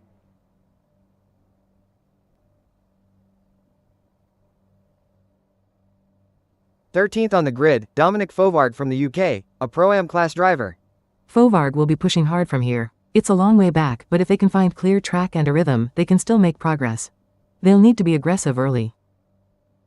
Lining up in P14, we have Nigel Walters from the United Kingdom, an M-class driver. From P14, you're looking for any opportunity. Consistency will be key, and trying to stay out of trouble in the opening laps. And in 15th place, it's Nick Edwards from Canada, also in the AM class. Down here, it's about holding your nerve. The pack can get very bunched up, so finding your space is crucial from the start. Starting from P16, we have Daniel Kosic from Hungary, an M-class driver. From the back like that, you're constantly evaluating risk versus reward. Sometimes the best move is to be patient and let others make mistakes around you. The lights are out, and we are go for the Dutch Grand Prix at Zandvoort.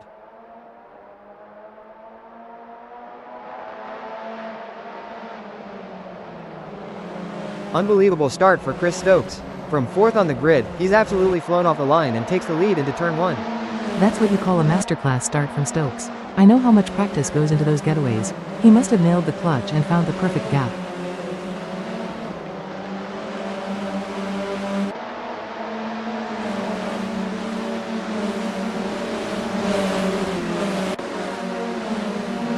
Further back, Alex Udale has lost a couple of spots, dropping from 9th to 11th in these opening moments. It's so easy to get caught out in the first corners. Sometimes it's better to concede a position than risk contact, especially with everyone so close.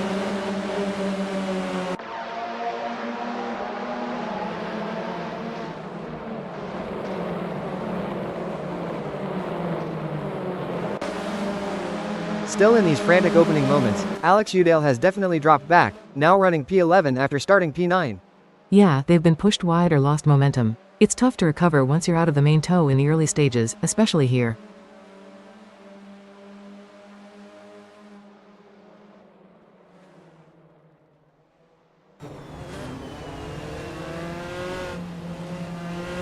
Dominic Fovard has also slipped back, now running P14 after starting P13. Every spot counts in this field. Losing one at the start can put you on the back foot immediately. They'll need to regroup.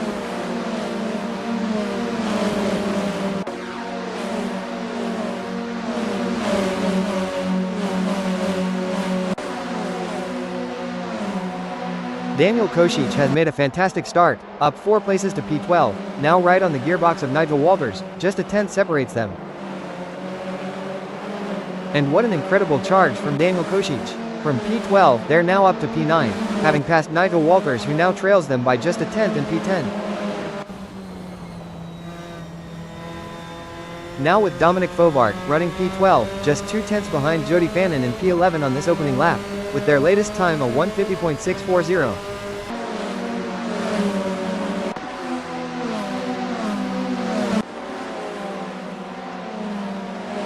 Dominic Fobarg has made up a position, now P11 and still pressuring Jody Fannin, who's just 2/10 ahead in P10. That's smart driving from Fovarg. They've found a way past, and now they'll be looking to carry that momentum forward to crack the top 10. A big drop for Josh Mitchell, who started P3 but is now down in P18, just a tenth behind Jareth Hallam, with their first lap coming in at 1:47.874. More trouble for Josh Mitchell, they've dropped another place to P19, now a full 3.2 seconds adrift of Jareth Hallam, who's pulled away into P16.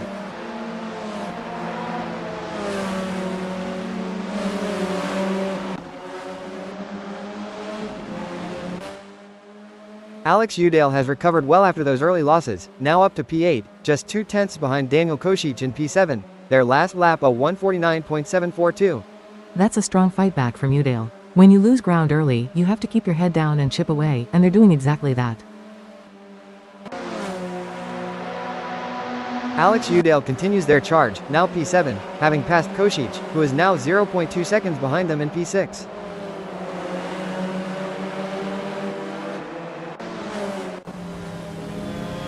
Alex Udale's incredible recovery continues. They've now moved up to P6, getting past Daniel Kosic, who's now just a tenth behind in P7. A big slide down the order for David Constable Barry, now P20, just a tenth behind Buntakis in P19, their best and last lap a 1:42.524.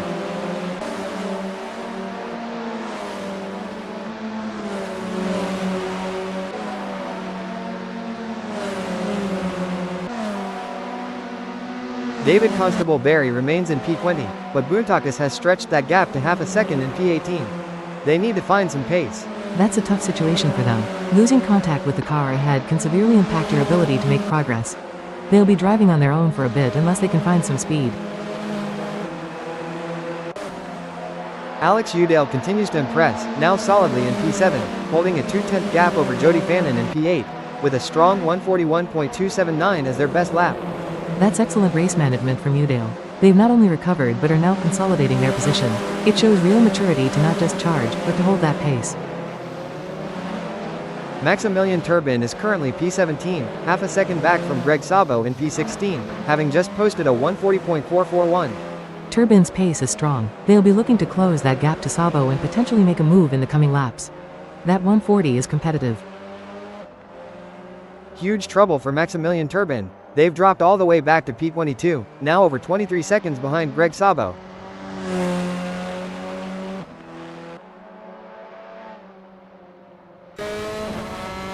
Elliot Norton is currently P10, just 2/10 behind Dominic Fobarg in P9, with a quick 1:39.997 as their best lap so far.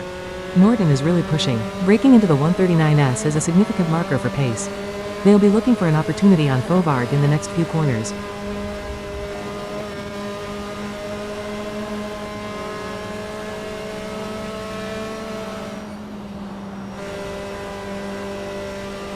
Elliot Norton still in P10, but they've closed the gap even further to Dominic Fobarg, now just a tenth behind in P9. Zeeple Mankai is in P12, 3/10 back from Nick Edwards in P11, their best lap a 1:40.146.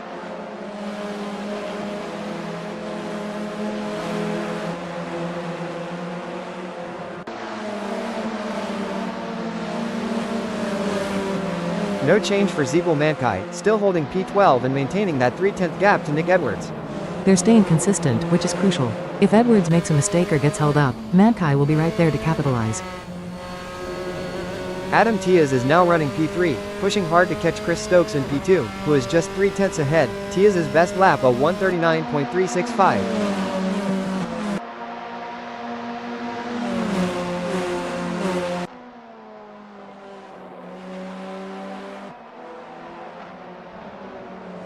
Adam Tiaz is closing in on Stokes. That gap is down to just 2/10 now, as Tiaz hunts P2. Tiaz clearly has good pace here. It's all about finding that opportune moment. Stokes will be feeling the pressure now, knowing Tiaz is right there. Whoa, major drama for Adam Tiaz. After closing in on P2, they've dropped all the way back to P14, now a massive 27 seconds adrift of Chris Stokes. Daniel Kosic is flying, now P6, just a tenth behind Niall Gagan in P5, with a blisteringly fast 1:38.860 as their best lap. That's an incredible lap time for Kosic. When you're consistently hitting those numbers, it's only a matter of time before you find a way past. They're definitely on the attack. Daniel Kosic makes the move. They're now in P5, having overtaken Niall Gagan, who's now 3/10 behind them in P6.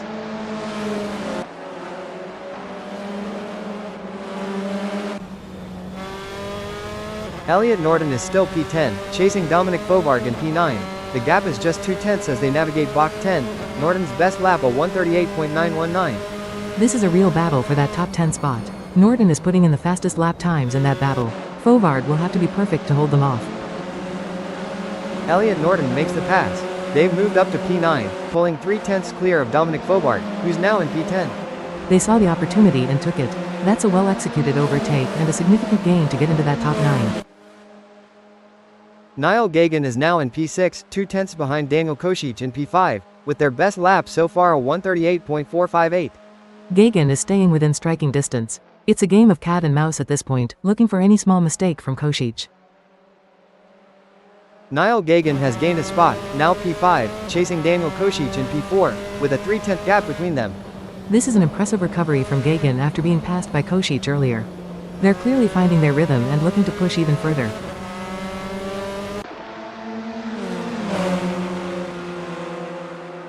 This race has been absolutely wild from the first corner. We've seen massive swings in position already, haven't we? It's Zandvoort, and with this wind, it was always going to be like this. Finding consistency when the car is being buffeted around is incredibly tough. I remember days where a sudden gust could just throw you offline in a crucial braking zone. Absolutely, we saw Chris Stokes make an incredible start, but then Adam Tias had that inexplicable drop down the order. Those kinds of drops usually come from a small mistake that cascades, or maybe contact they managed to recover from but lost a lot of time. It's so easy to lose momentum, and once you're out of the slipstream, it's hard to get it back. And with the clock ticking down, every single position gained or lost now feels even more significant. Precisely. It's about maintaining focus and not getting rattled. The drivers who can just keep hitting their marks under pressure will be the ones fighting for the podium. Elliot Norton is now P7, 2/10 back from Jody Fannin in P6, continuing their strong race, with a best lap of 1:38.919.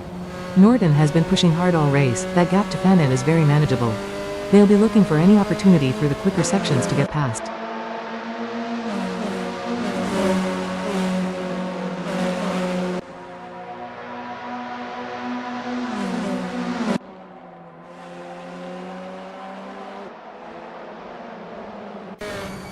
Nigel Walters is now P11, just 2/10 behind Daniel Kosic in P10 as they cross the start-finish line. Walters' best lap a 1:39.197.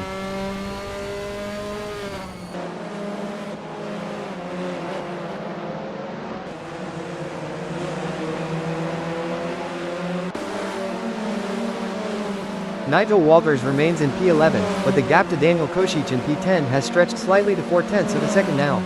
Kosic has found a bit more pace there. Walters needs to dig deep and try to close that gap back down if they want to break into the top 10. Elliot Norton has gained a spot, now P6, and is right on the tail of Jody Fannin in P5, just 2/10 separating them. Norton is absolutely flying. They've been relentlessly chipping away at the drivers ahead, and now they're just on the cusp of the top 5. That's a strong drive.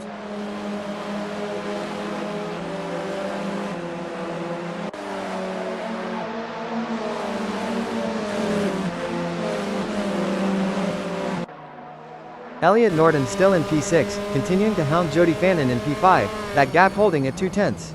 They're locked together. This is where you see who can maintain focus and hit their marks lap after lap. It's a real test of nerve at this point in the race. Nigel Walters has found a way past, now P10, holding a 2/10 lead over Daniel Kosic, who's dropped to P11.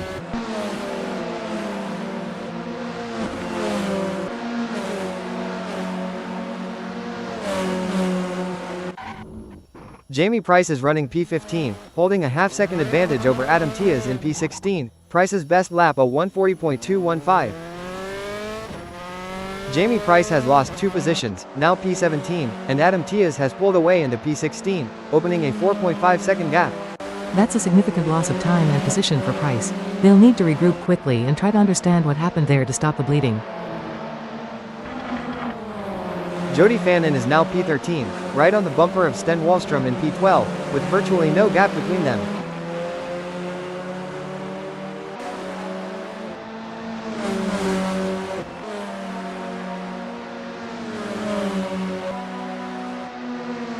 Jody Fannin still in P13, but Wallstrom has managed to eke out a 3/10 lead in P12.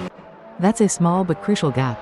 It allows Wallstrom to breathe a little, but Fannin will still be pushing hard for that position. Phil Bodkin is currently P20, right on the tail of Josh Mitchell in P19, with no gap between them after a 1:44.332 lap. This is for the tail end of the field, but it's just as intense. Sometimes these battles can be even more ferocious because everyone is fighting for every single position. Daniel Kosic is in P14, having opened up a 1.6 second gap to John Boontakis in P15 as they pass through Block 9, Kosic's best lap a 1:38.860.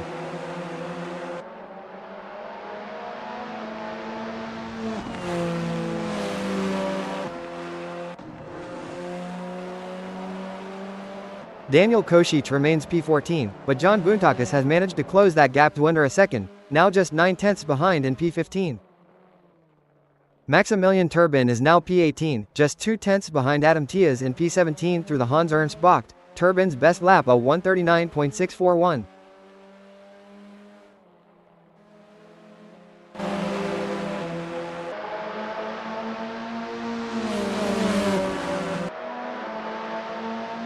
Maximilian Turbin remains in P18, the gap to Adam Tias in P17 has opened slightly to 3/10 now.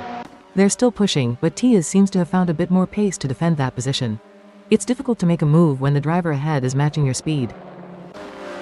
Josh Mitchell has dropped back to P20, now 4/10 behind Phil Bodkin in P19, with a 1:44.140 as their best lap. Josh Mitchell has regained a position, now P19 and right on the tail of Phil Bodkin in P18, just a tenth between them. That's a quick response from Mitchell. They're not giving up, and they've closed right back up to Bodkin. This battle isn't over yet. Huge trouble for Josh Mitchell. They've dropped to P20 and are now an astonishing 110 seconds behind Phil Bodkin, who's pulled away into P18. Niall Gagan is currently P7, 4/10 behind Nick Edwards in P6, their best lap holding at a 1:38.458. Gagan will be looking to close that gap. They've shown strong pace earlier in the race, so they know they can catch up if they get a clear run. Niall Gagan makes a move and takes P6. They're now just 3/10 behind Nick Edwards in P5. Fantastic driving from Gagan. That's another place gained, and now they're right on the cusp of the top 5 with time running out. This race truly has delivered some incredible overtakes and swings in momentum. The drivers are really having to work for every inch out there. Absolutely. When you're out there, sometimes you're just focused on your own race, but then you see someone closing or pulling away, and it changes everything. You have to adapt, sometimes even mid-corner. We've seen some impressive recoveries, like Alex Udale and Daniel Kosic earlier, really fighting their way back up the order. That's where the mental game comes in. It's easy to get frustrated if you lose a lot of places early, but the best drivers just put their head down and get back to work. You trust your car and your ability. With less than 5 minutes plus 1 lap to go, every decision now is magnified. It's about managing your tires, managing your fuel, but most importantly, managing the pressure. This is where champions are made, or at least, where strong results are truly earned. Niall Gagan is back in P7, now 2/10 behind Dominic Fovarg in P6, their best lap still a 1:38.458.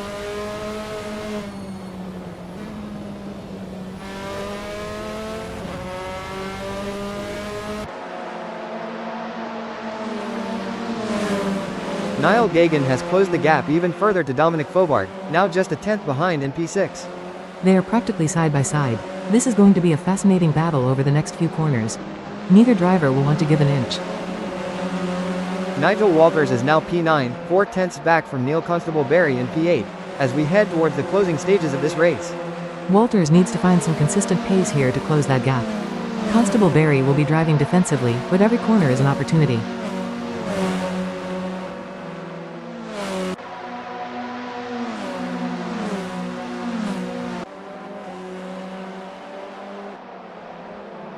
Nigel Walters remains in P9, but Neil Constable Barry has now opened up a 7/10 lead in P8.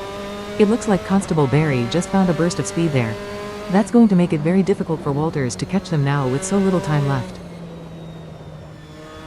Neil Constable Barry has gained a spot, now P7, holding a 2/10 lead over Dominic Fovarg in P8 through the Hugenholzbach.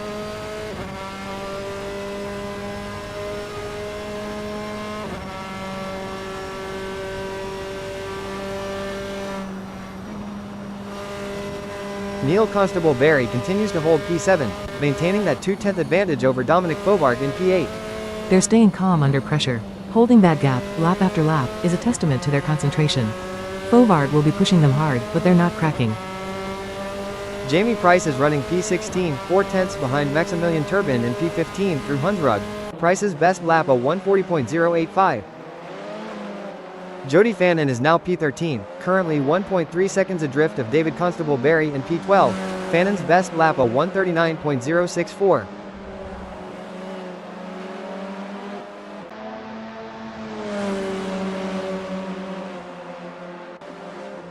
Jody Fannin remains P13, but the gap to David Constable Barry in P12 has just exploded to 5 full seconds. David Constable Barry is P12, just 4/10 behind Sten Wallstrom in P11, their best lap a 139.627.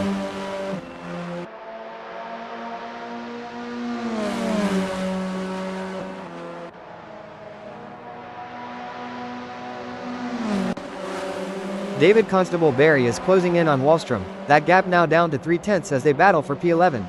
Every 10th counts right now. Constable Barry is finding that extra bit of pace, and they'll be looking to make a move before the flag. Elliot Norton has made huge gains, now P4, right on the tail of Alex Udale in P3, just a 10th separating them.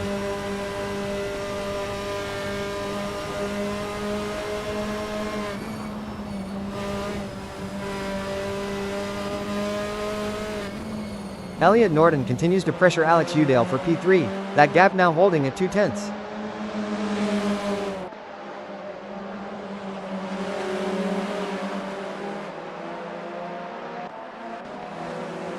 Dominic Fovard is in P8, 3/10 behind Neil Constable Barry in P7, with their best lap a 139.642.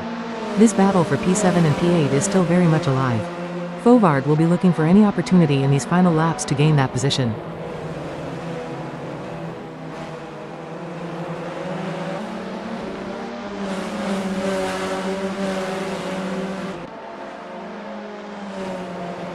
Dominic Fovard remains in P8, but Neil Constable Barry has edged out that gap to 4/10 in P7. Every little bit of space helps, especially on these final laps. Constable Barry is doing well to hold that position under pressure. Neil Constable Barry is right on the tail of Niall Gagan for P6, just a 10th between them as they cross the line. Neil Constable Barry has made the move into P6, pulling 2/10 clear of Niall Gagan, who drops to P7. With just minutes left on the clock and the final lap coming, the intensity out there is just immense. Every position feels absolutely critical now. It really does. You're pushing on the limit, but you're also constantly checking your mirrors and looking for opportunities. Towards the end of a race, you rely so much on instinct and pure muscle memory, especially when your tires are starting to go off. We've seen some fantastic battles developing, especially that fight for P6 with Neil Constable Barry taking the position from Niall Gagan. That was a really well-judged move. You have to be patient, wait for the opening, but then be decisive. Hesitation at this point can cost you dearly, and they didn't hesitate. It's all about holding your nerve now, isn't it? Absolutely. The mental fatigue can be as tough as the physical. Who can stay sharp and not make that one critical error will decide a lot of these finishing positions. Sten Wallstrom is in P12, now 3/10 behind David Constable Barry in P11, as they push into the penultimate stages. Sten Wallstrom has made up a position, now P11, but David Constable Barry has stretched the gap to P10 to 8/10. Wallstrom got the pass done, which is good, but they need to find some serious pace now to close that gap to Constable Barry and get into the top 10.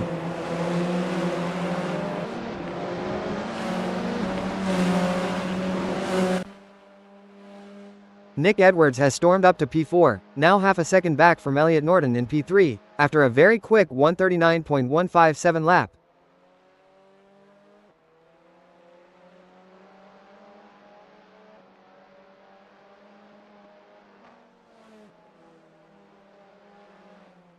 Nick Edwards remains in P4, but that gap to Elliot Norton in P3 has grown to almost a full second now. With the final lap rapidly approaching, the tension here at Zandvoort is absolutely palpable. Every driver is pushing to their absolute limit. This is where all the practice, all the training, all the mental preparation comes into play. You're physically exhausted, but you have to remain absolutely laser focused to hit your marks, even as the tires are fading. We've seen some great recovery drives today, but also some dramatic drops. Adam Tiaz's drop earlier really highlighted how quickly things can change. One small mistake, a loss of concentration, or even just a bit of bad luck with traffic can cost you dearly. It's about minimizing those moments, especially now. The margins are so fine. So, for these final moments, is it all-out attack, or smart defense? It's a balance. If you're defending, you're trying to make yourself as wide as possible without opening yourself up. If you're attacking, you're looking for that one precise opening, knowing it might be your last chance. Thomas Kruger Dorado is absolutely cruising to victory, 20 seconds from the checkered flag, with Chris Stokes now a massive 16.1 seconds behind. Thomas Kruger Dorado takes the checkered flag. What a dominant performance, winning the race after starting from P2. An absolutely faultless drive from Dorado. To manage that lead and maintain such a commanding gap, especially in these conditions, is a testament to their skill and consistency. Well earned. And Chris Stokes crosses the line to take a well-deserved second place, an incredible drive after starting P4. Stokes really recovered well after that early charge. To hold on to P2 shows their ability to manage the race and stay out of trouble. A great result for them. Unbelievable, Elliot Norton takes third place. What a drive, from P19 all the way onto the podium. Rounding out the top 7, it's Nick Edwards in 4th, Neil Constable-Berry in 5th, Dominic Fovarg in 6th, and Alex Udale taking 7th. Further back, Nigel Walters finishes P8, Jareth Callum P9, David Constable-Berry takes P10, and Sten Wallstrom crosses the line in 11th. Every one of those drivers fought hard for those positions, especially for the final points places. That's a testament to the depth of this field. Jody Fannin takes P12, with Niall Gagan in P13, John Boontakis in P14, and Maximilian Turbin rounding out the top 15. Even down the order, these drivers are pushing right to the very end. No one gives up an inch in this series, and we saw that all race long. Jamie Price finishes 16th, Adam Tiaz takes 17th, and Daniel Koshich crosses the line in 19th.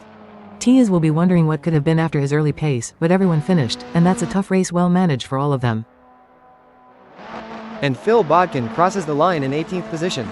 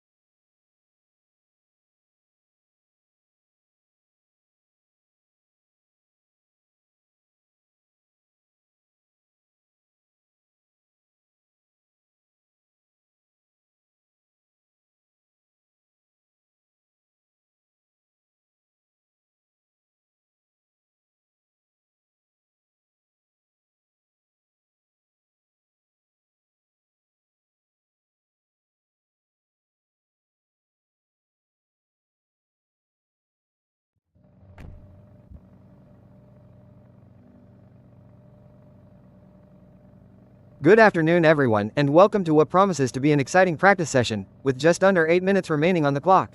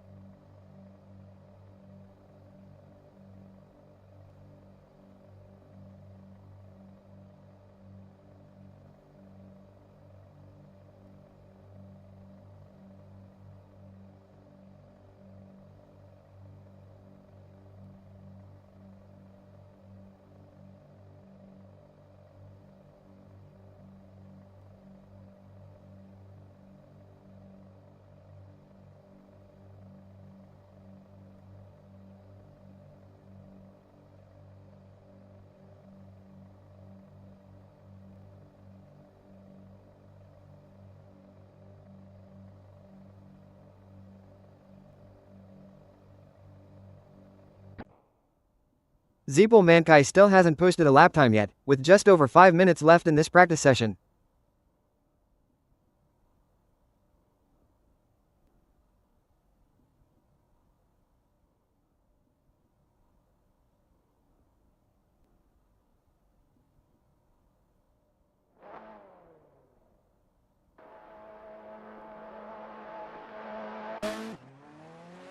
Jody Fannin is currently in the start-finish section, yet to set a lap time with 4 minutes and 45 seconds left. Likely on an out lap, or perhaps just doing a systems check before pushing for a time. Sometimes you just want to get a feel for the car on track.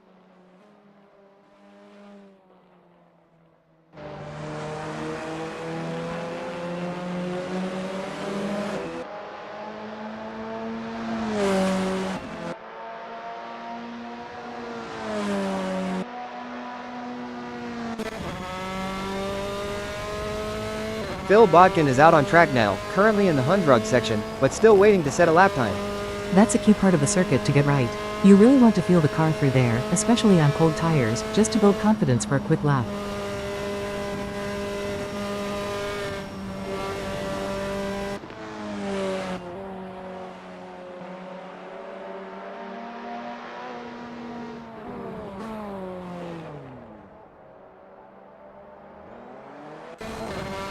Greg Sabo is another driver yet to put a time on the board, with less than 4 minutes remaining in practice.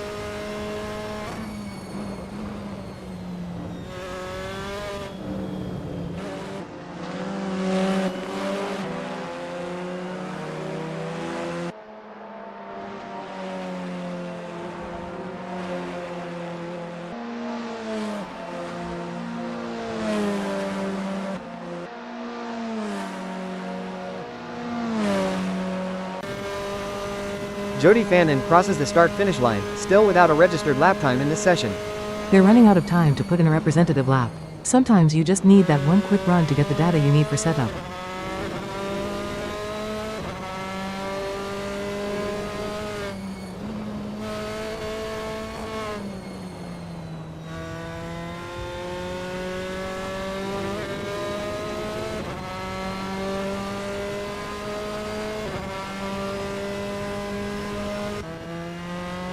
Maximilian Turbin is in the Hans Ernst Bocht, still looking for a flying lap, just over 2.5 minutes left now.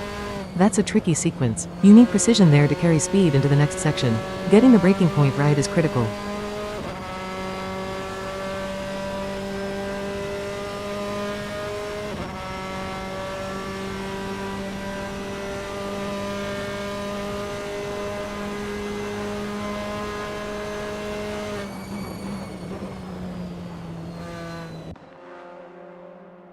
David Constable Barry is in the Scheiblach section now, but still no lap time on the board with just over 2 minutes to go. Scheivlach is a proper commitment corner. You carry so much speed through there. It really sorts out the brave from the not so brave.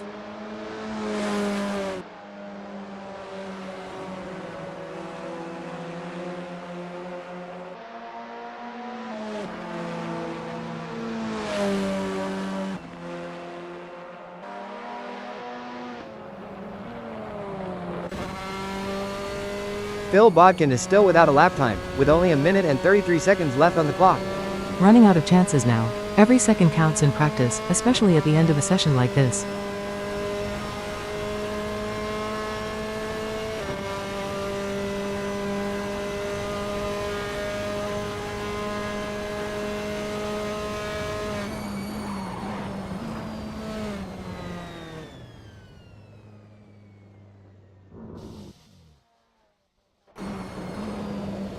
And David Constable Barry puts in a time, a 1:38.922, good enough for 4th position, as he navigates the Tarzanbach.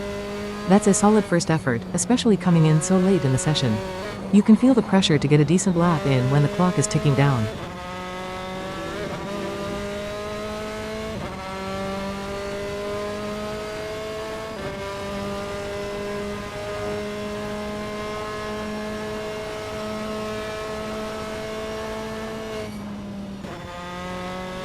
Adam Tias posts a 1:39.203, slotting into 5th position as he makes his way through Hugenholzbach.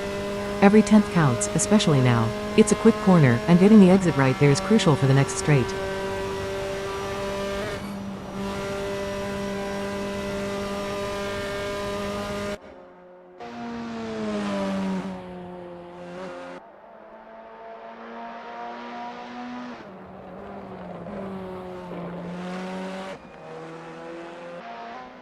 Maximilian Turbin just sneaks in a lap time of 1:39.656, placing him 6th, right as the clock ticks down to 0.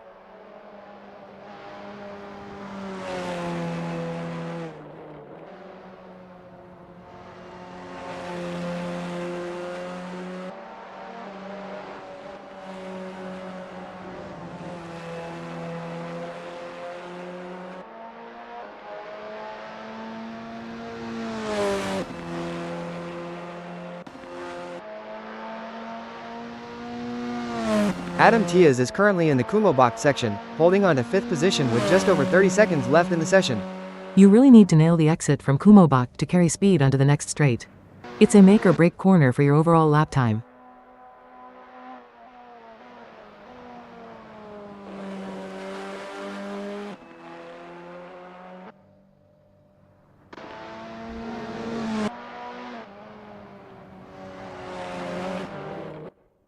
Maximilian Turbin crosses the start-finish line, improving his time to a 1:39.191, moving up to 6th position.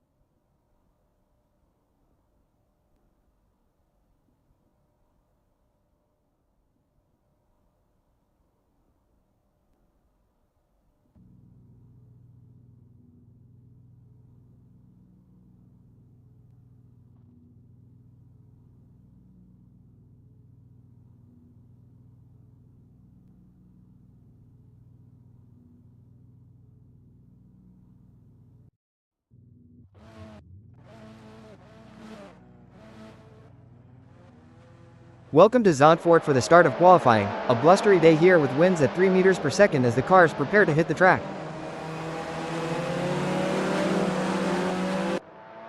And the qualifying session is officially underway. Nigel Walters is out on track, just navigating through the tricky Tarzanbocht, yet to set a time on the board. Tarzanbocht on cold tires during an out lap is always a test. It's about finding that early rhythm and getting heat into the rubber without overdoing it, especially with so little time on the clock.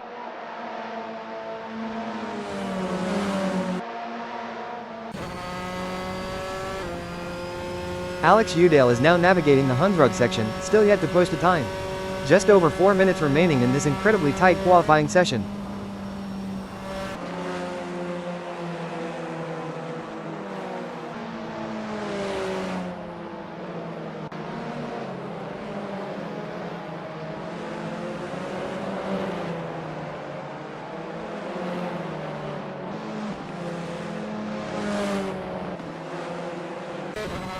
Nigel Walters is still out there, yet to register a qualifying lap time. We're now under 4 minutes remaining in the session.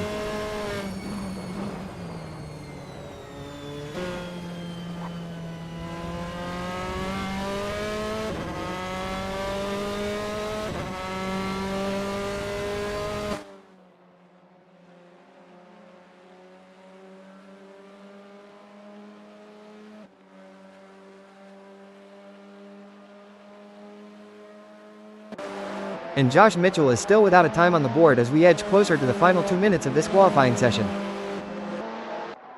Thomas Kruger Dorado just crossed the start-finish line, no time yet for him either. The clock is really ticking down now.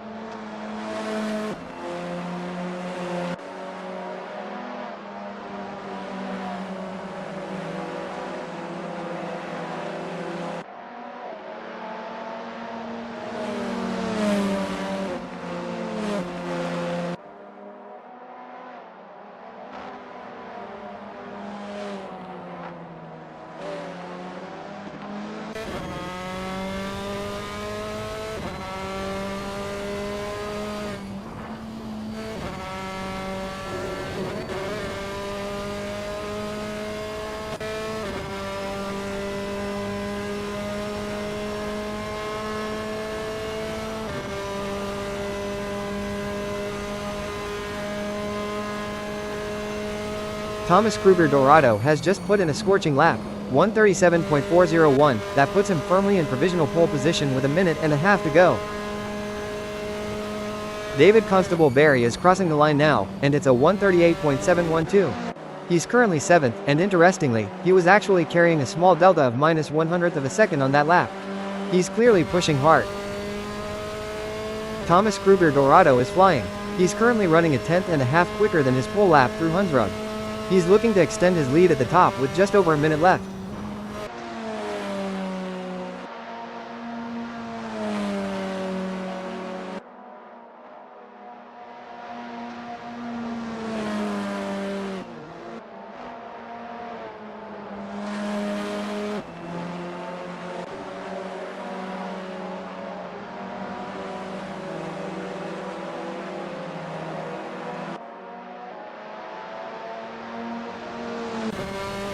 Nigel Walters is absolutely on a flyer here, currently 1900ths faster than his best lap, which has him in 4th. Just 31 seconds left, this could be a big one.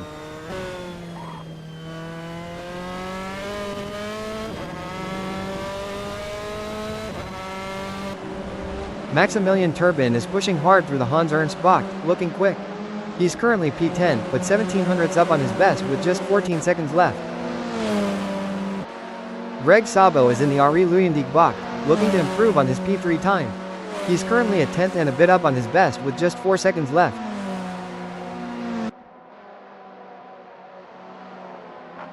And Greg Sabo goes second, a 137.445 for him, just pipping into P2 with only 7 seconds remaining. That's what you call delivering under pressure. To pull that kind of lap out of the bag right at the very end shows real commitment. Phil Bodkin crosses the line, no improvement on his 138.757 this time. He holds P14 with just 23 seconds left on the clock. Jamie Price crosses the line and it's a 138.868, no improvement for him. He's slower by 600ths and remains in 16th as the session winds down. Niall Gagan is flying 2300ths up on his personal best as he crosses the line now. Can he hold it? He's really found something on this final lap. Sometimes you just hook it up and everything clicks. That's a huge delta at this stage of qualifying. John Boontakis is absolutely on a charge, almost 3/10ths up on his previous best with less than a minute remaining. He's currently P18, this could lift him way up.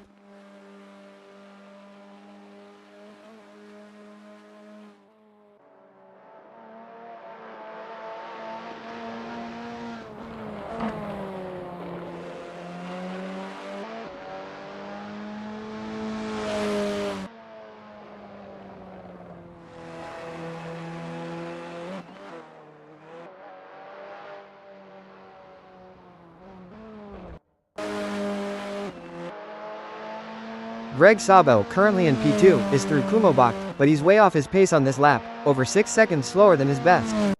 That lap is definitely compromised. Yeah, that kind of delta usually means he's either had a moment, ran wide, or perhaps picked up some traffic. He'll likely be aborting this one and going for another push lap if he can.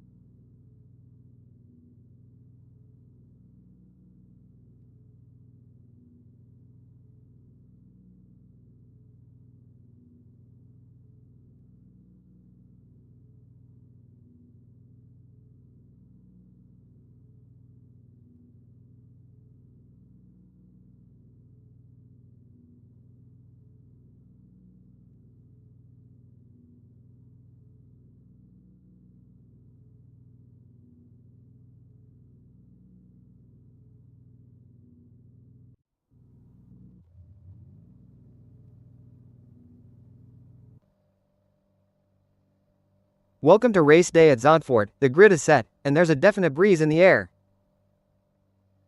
Thomas Kruger Dorado, the young British driver, lines up on pole position, a fantastic effort from the AM-class competitor. Alongside him, in second, we have Italy's Greg Sabo, another AM-class driver, making it an all-AM front row. Third on the grid is Zeeple Mankai, ready to challenge from the second row. And starting from fourth, it's Elliot Norton from the UK, the first of the Pro-Am drivers.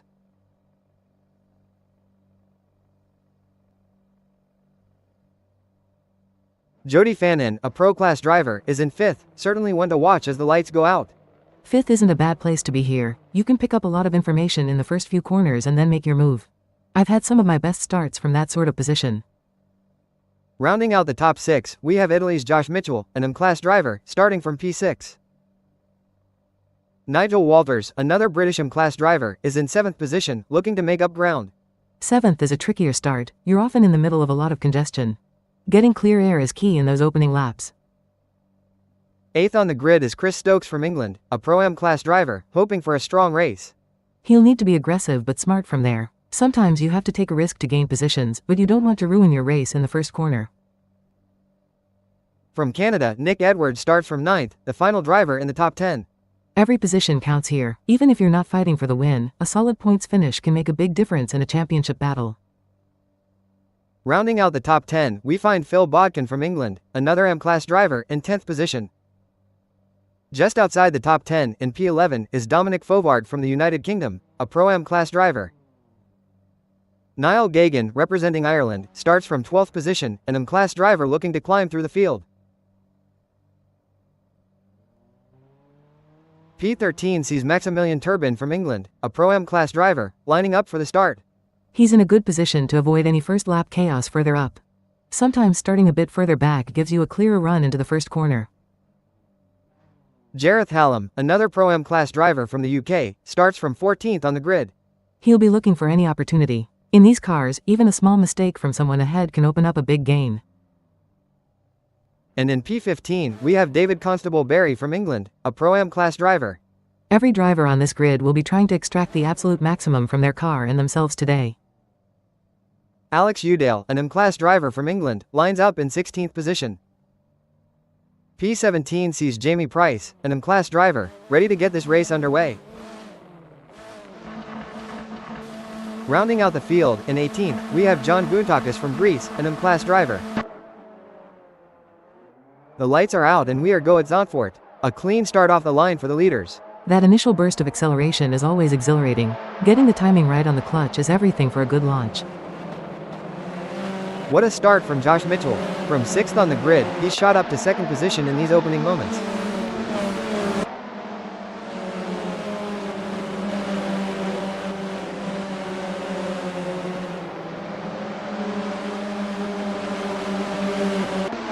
Absolutely incredible. Josh Mitchell, who started P6, has rocketed up to 2nd place on this first lap.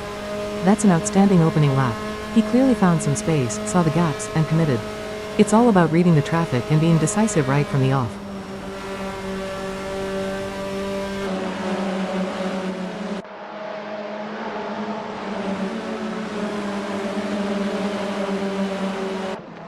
Phil Bodkin has gained a place, moving from 10th to 9th on the first lap.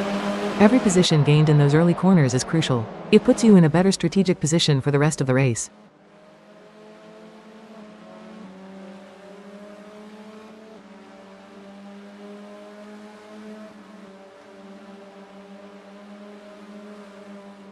Nigel Walters holds his starting position of 7th as they complete this first lap. Sometimes holding station is a victory in itself, especially if there's chaos around you. It's about minimizing risk and getting through that opening lap cleanly.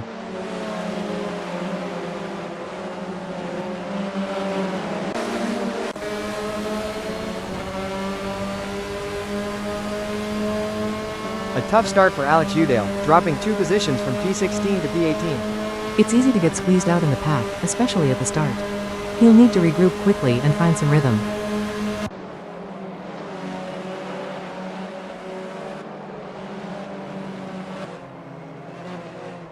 Alex Udale remains in 18th place, and he's currently just 0.2 of a second behind Daniel Kocic in P15. That's an incredibly tight margin. He'll be right on his gearbox, looking for any opportunity to make a move and gain those valuable positions. Now with Niall Gagan, currently in P11, just a tenth of a second behind Nick Edwards in 10th. Gagan's last lap was a 150.635. He's right there, sniffing for a way past. That sort of gap is nothing at this speed. One small error from the car ahead and he's through. Plenty of time left to make a move too, with 17 minutes plus a lap to go. And Niall Gagan has made the move. He's up into the top 10, now in P10, with Nick Edwards dropping back to P11, 2/10 behind. That's what you want to see. He got the job done. Once you're that close, it's just about being patient and then decisive when the window opens. Great execution. Down the order to David Constable Barry in P18, just a tenth off Jamie Price ahead in P17. Constable Barry's last lap was a 150.751.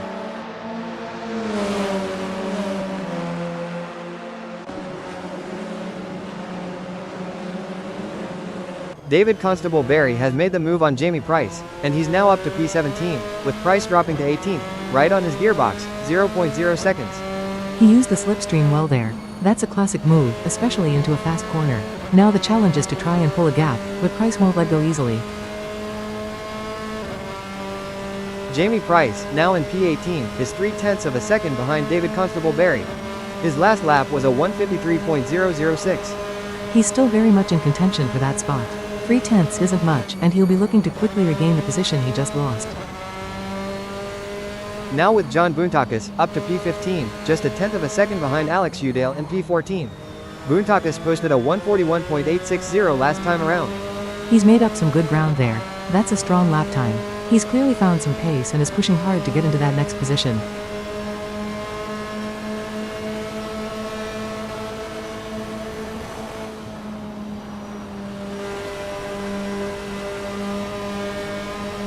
John Boontakis remains in P15, and the gap to Alex Udale in P14 has opened up slightly to 2/10 now. It looks like Udale has responded and managed to just eke out that little bit of breathing room. Boontakis will have to work hard to close that gap back down. Back to David Constable Barry, still holding P17, now 3/10 clear of Jamie Price in P18. Constable Barry's last lap was a 147.820. He's managed to consolidate that position nicely. Once you've made a pass, pulling away is the next vital step, and he's doing that effectively. Daniel Kosic in P13, just 2/10 off Dominic Fovart in P12. Kosic posted a 141.172 on his last tour. He's pushing hard. Those cars are so evenly matched, so it really comes down to finding that small advantage, whether it's through a corner or on the straight. Daniel Kosic has made the pass. He's now in P12, just 1/10 ahead of Dominic Fovart, who drops to P13. We're seeing some great battles developing all the way through the field, not just at the front. That's what makes this class so exciting. The margins are so fine, and everyone is pushing right on the limit, trying to find those extra tenths. The AM class drivers are really showing their quality today, especially the pace we've seen from Josh Mitchell's charge. Absolutely. It shows that raw talent and determination can take you a long way.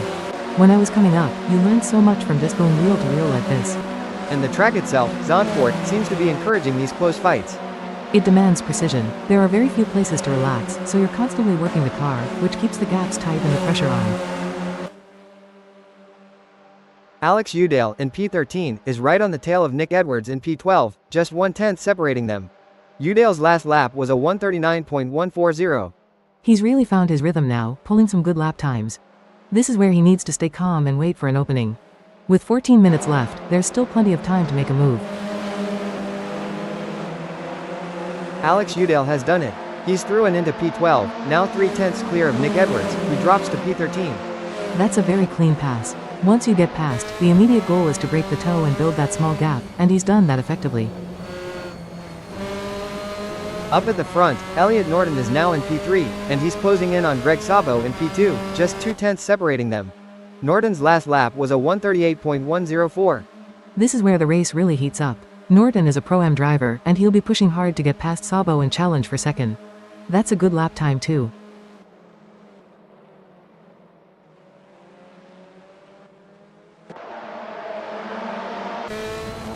Greg Sabo in P2 has Elliot Norton just 1/10 of a second behind him. Szabo's last lap was a 138.934.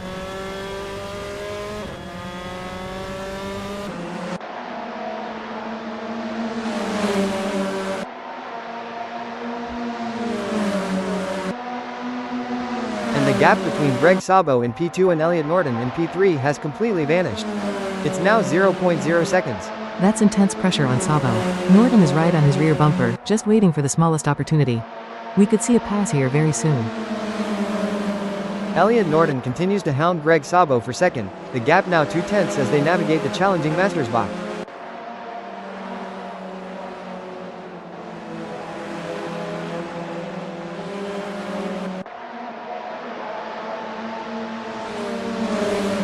Norton is still right there. The gap to Sabo for second is down to just 1/10 of a second. He's relentless. You can feel the pressure he's putting on. This is where drivers can make mistakes, trying to defend against that kind of sustained attack. Thomas Kruger Dorado, our pole sitter, is now in fourth, with Jody Fannin 4/10 behind him in fifth. He's under pressure from a pro driver behind him. That's a different kind of pressure. Fannin will be looking for any chink in his armor.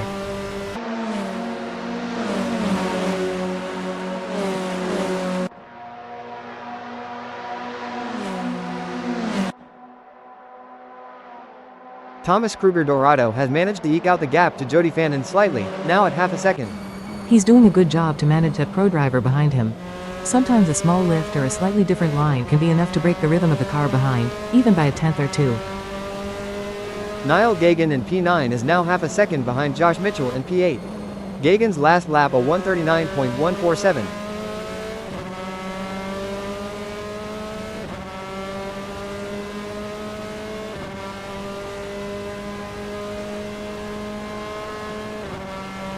Niall Gagan remains in P9, the gap to Josh Mitchell in P8 holding steady at half a second.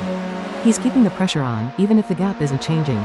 That sustained pace can sometimes lead to a mistake from the driver ahead, or he's just waiting for a better opportunity. Jody Fannin in P5, chasing Thomas Kruger Dorado in P4 through Bach 9, 4/10 the gap. Fannin's last lap was a 1:39.017.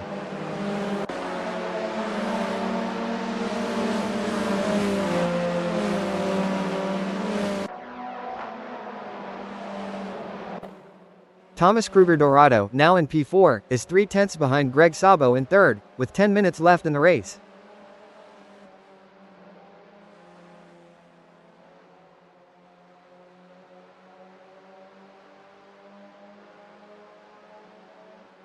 Thomas Kruger Dorado continues to hold P4, still 3/10 adrift of Greg Sabo in P3.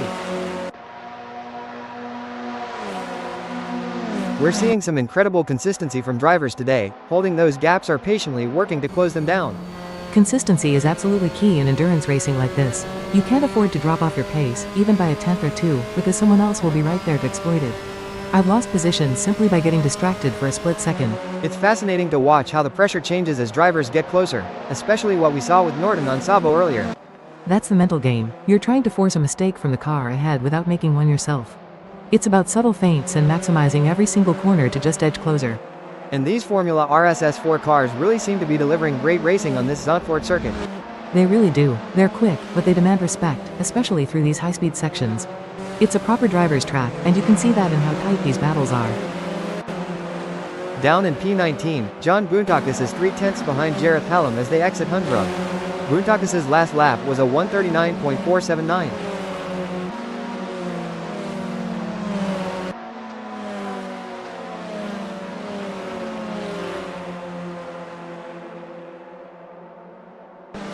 The gap between John Boontakis in P19 and Jareth Hallam in P18 has opened up considerably, now almost a full second. That's a significant increase in just a short space of time. Boontakis will have to put in some serious effort to close that back down. Maybe he had a moment or was just struggling with grip in one of the corners. Now with Neil Constable Barry in P14, 3/10 behind Nick Edwards in P13 as they navigate the Hans Ernst Bach, with just 8 minutes remaining.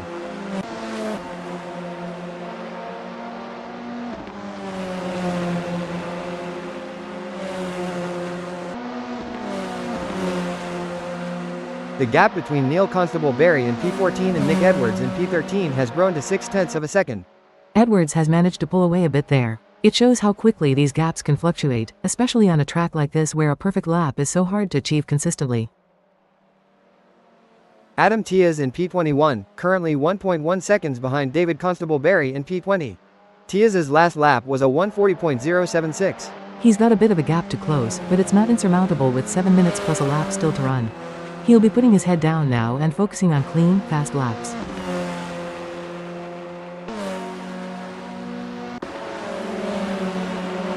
Greg Sabo has dropped down to 6th position, now half a second behind Chris Stokes in P5.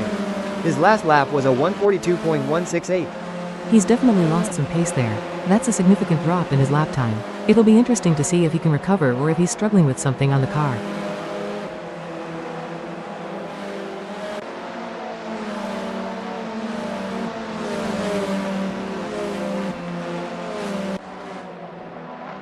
Greg Sabo is starting to close the gap to Chris Stokes for P5, now down to 3/10. He's finding his rhythm again. That's a good response after losing ground. It's never over until the checkered flag, and he's showing that fight right now. Daniel Kosic in P11 is now 7/10 behind Phil Botkin in P10, with just 6 minutes remaining.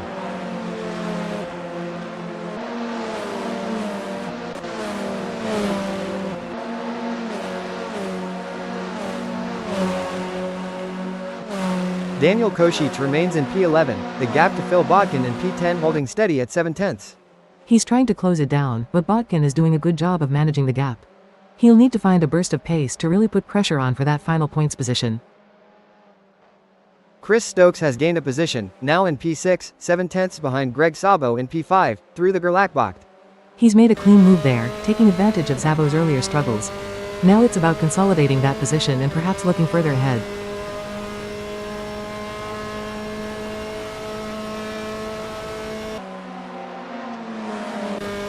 Greg Sabo is now in P5, just 3/10 behind Jody Fannin in P4.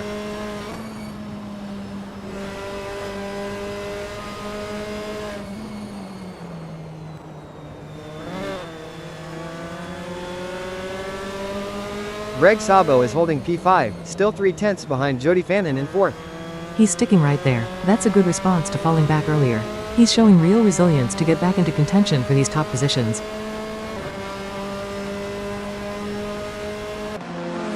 Josh Mitchell is in P9, now half a second behind Niall Gagan in P8.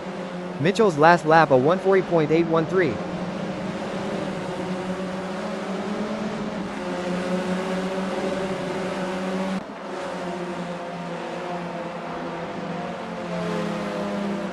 Josh Mitchell in P9, the gap to Niall Gagan in P8 remains half a second. He's consistent, but he needs to find a little bit extra to challenge for that position. With only 5 minutes left, time is becoming a factor.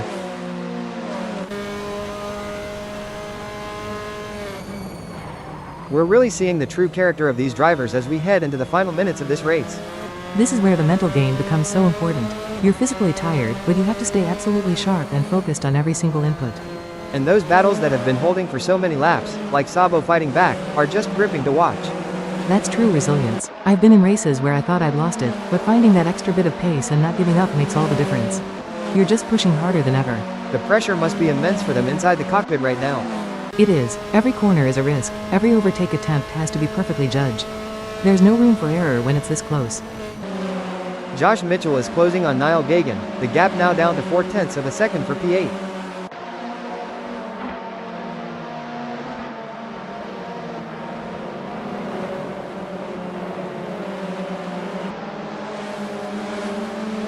Josh Mitchell is still pushing hard, the gap to Niall Gagan in P8 remains 4/10.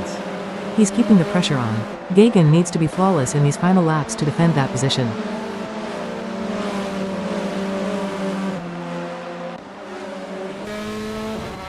Elliot Norton is absolutely flying. He's now in 2nd place and closing in on race leader Zeepel Mankai, the gap now just 2/10. He's put in an incredible charge. To be within 2/10 with so little time left shows tremendous pace. He's got a real shot at the win here.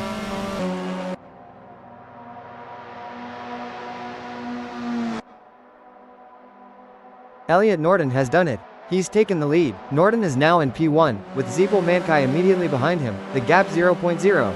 What a move. He timed that perfectly. That takes incredible precision and bravery to execute a pass like that for the lead in the closing stages. Now he needs to defend fiercely.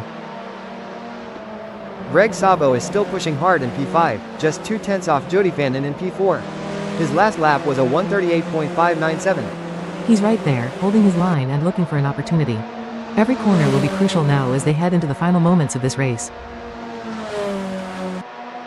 Greg Sabo has made the move. He's up into 4th position, now side by side with Jody Fannin, the gap 0.0 seconds. Incredible, that was a brilliantly executed pass. He found the pace when it mattered most. Now he'll need to focus on holding that position through the remaining corners.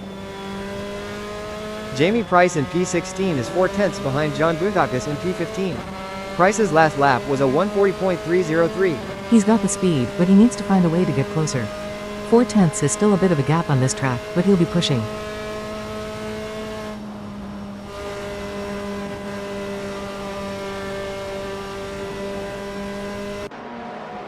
Greg Sabo in P4 is now 3/10 behind Jody Fannin for 3rd, following that incredible battle.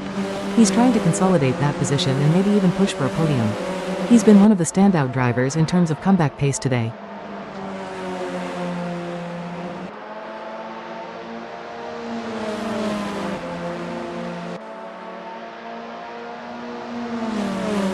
Greg Sabo is still in P4, the gap to Jody Fannin for P3 remains 3/10.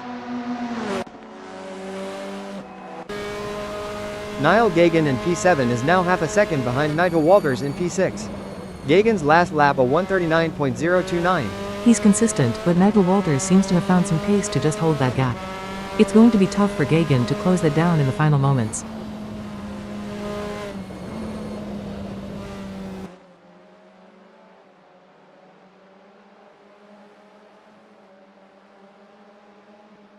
Niall Gagan in P7, still half a second behind Nigel Walters in P6. He's keeping the pressure on. Sometimes that's all you can do, hope the car ahead makes a small mistake as they try to manage their tires and pace. Greg Sabo is once again right on Jody Fannin's tail for 3rd, the gap down to just 1/10. He's absolutely not giving up on this podium spot. This is incredible from Sabo, showing real determination to fight his way back.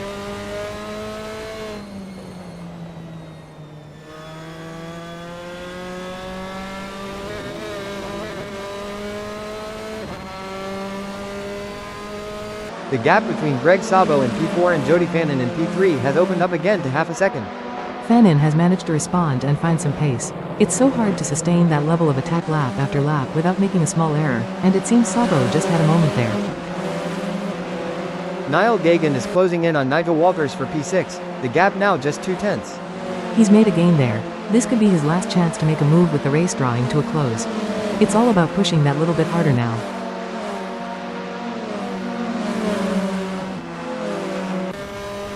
Josh Mitchell is right there, 2/10 behind Niall Gagan, as they cross the start-finish line, battling for P7. Josh Mitchell has made a fantastic move. He's through into P7, with Niall Gagan dropping to P8, the gap now 0.0 seconds. That was incredibly well executed. To make a pass like that on the straight, he must have got the toe perfectly. Now he needs to defend immediately.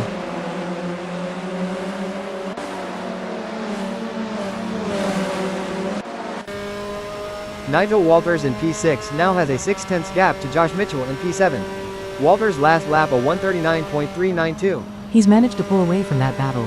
That's a solid lap to create a bit of breathing room for himself.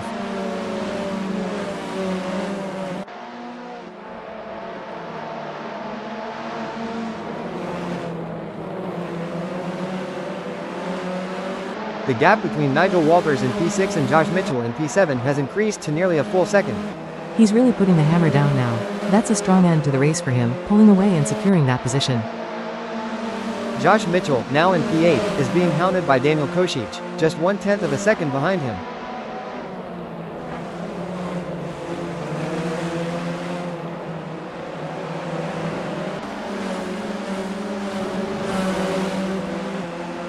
Josh Mitchell is still in P8, and the gap to Daniel Kosic in P9 has opened up to 2/10. He's defending well. It's about placing the car exactly where you want it and not giving the car behind any opportunity to make a pass. That little bit of extra space makes a difference. Daniel Kosic in P9, 2/10 behind Josh Mitchell in P8, as they head into the final stages.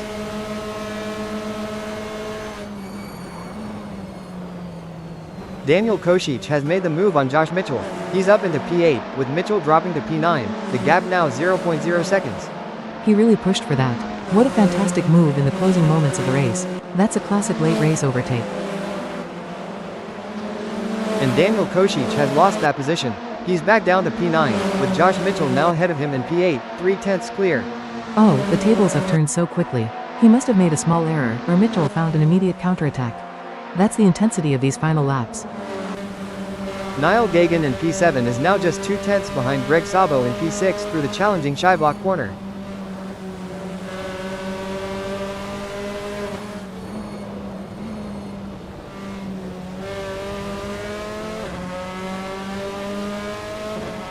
Niall Gagan in P7, the gap to Greg Sabo in P6 has increased slightly to 3/10. Sabo is holding strong. He's been in so many battles today, he clearly knows how to defend a position when the pressure is on.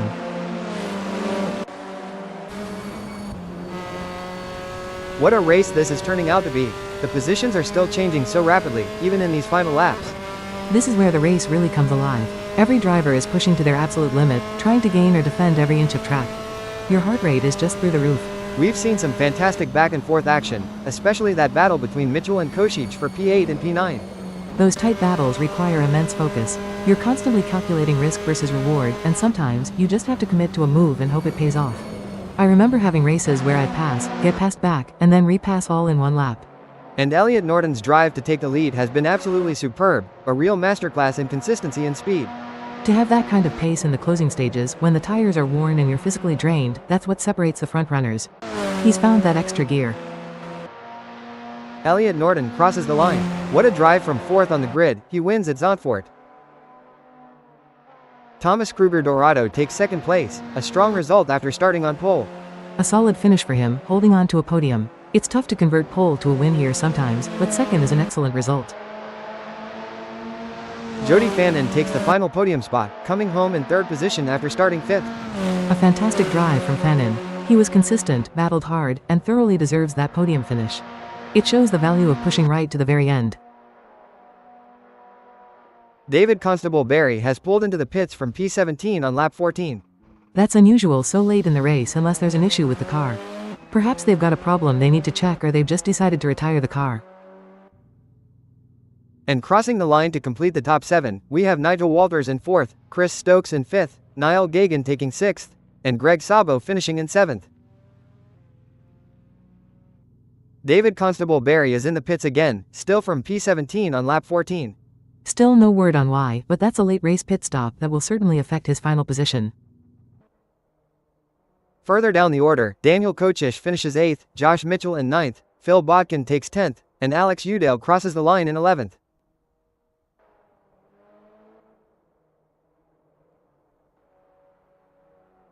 David Constable Barry remains in the pits from P17 on lap 14 with 4 minutes left on the clock. Still no clear indication as to what's happening there, but he's certainly lost a lot of time in the pit lane. Rounding out the field for those who have finished, we have Nick Edwards in 12th, Dominic Fovarg in 13th, Neil Constable Barry taking 14th, and John Boontakas in 15th. Every one of those drivers put in a tremendous effort. Getting to the checkered flag is a victory in itself in a race as demanding as this one.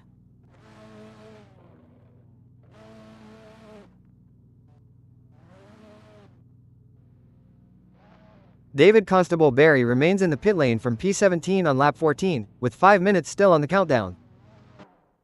Jamie Price crosses the line for 16th, followed by David Constable Barry in 17th, and Jareth Hallam in 18th.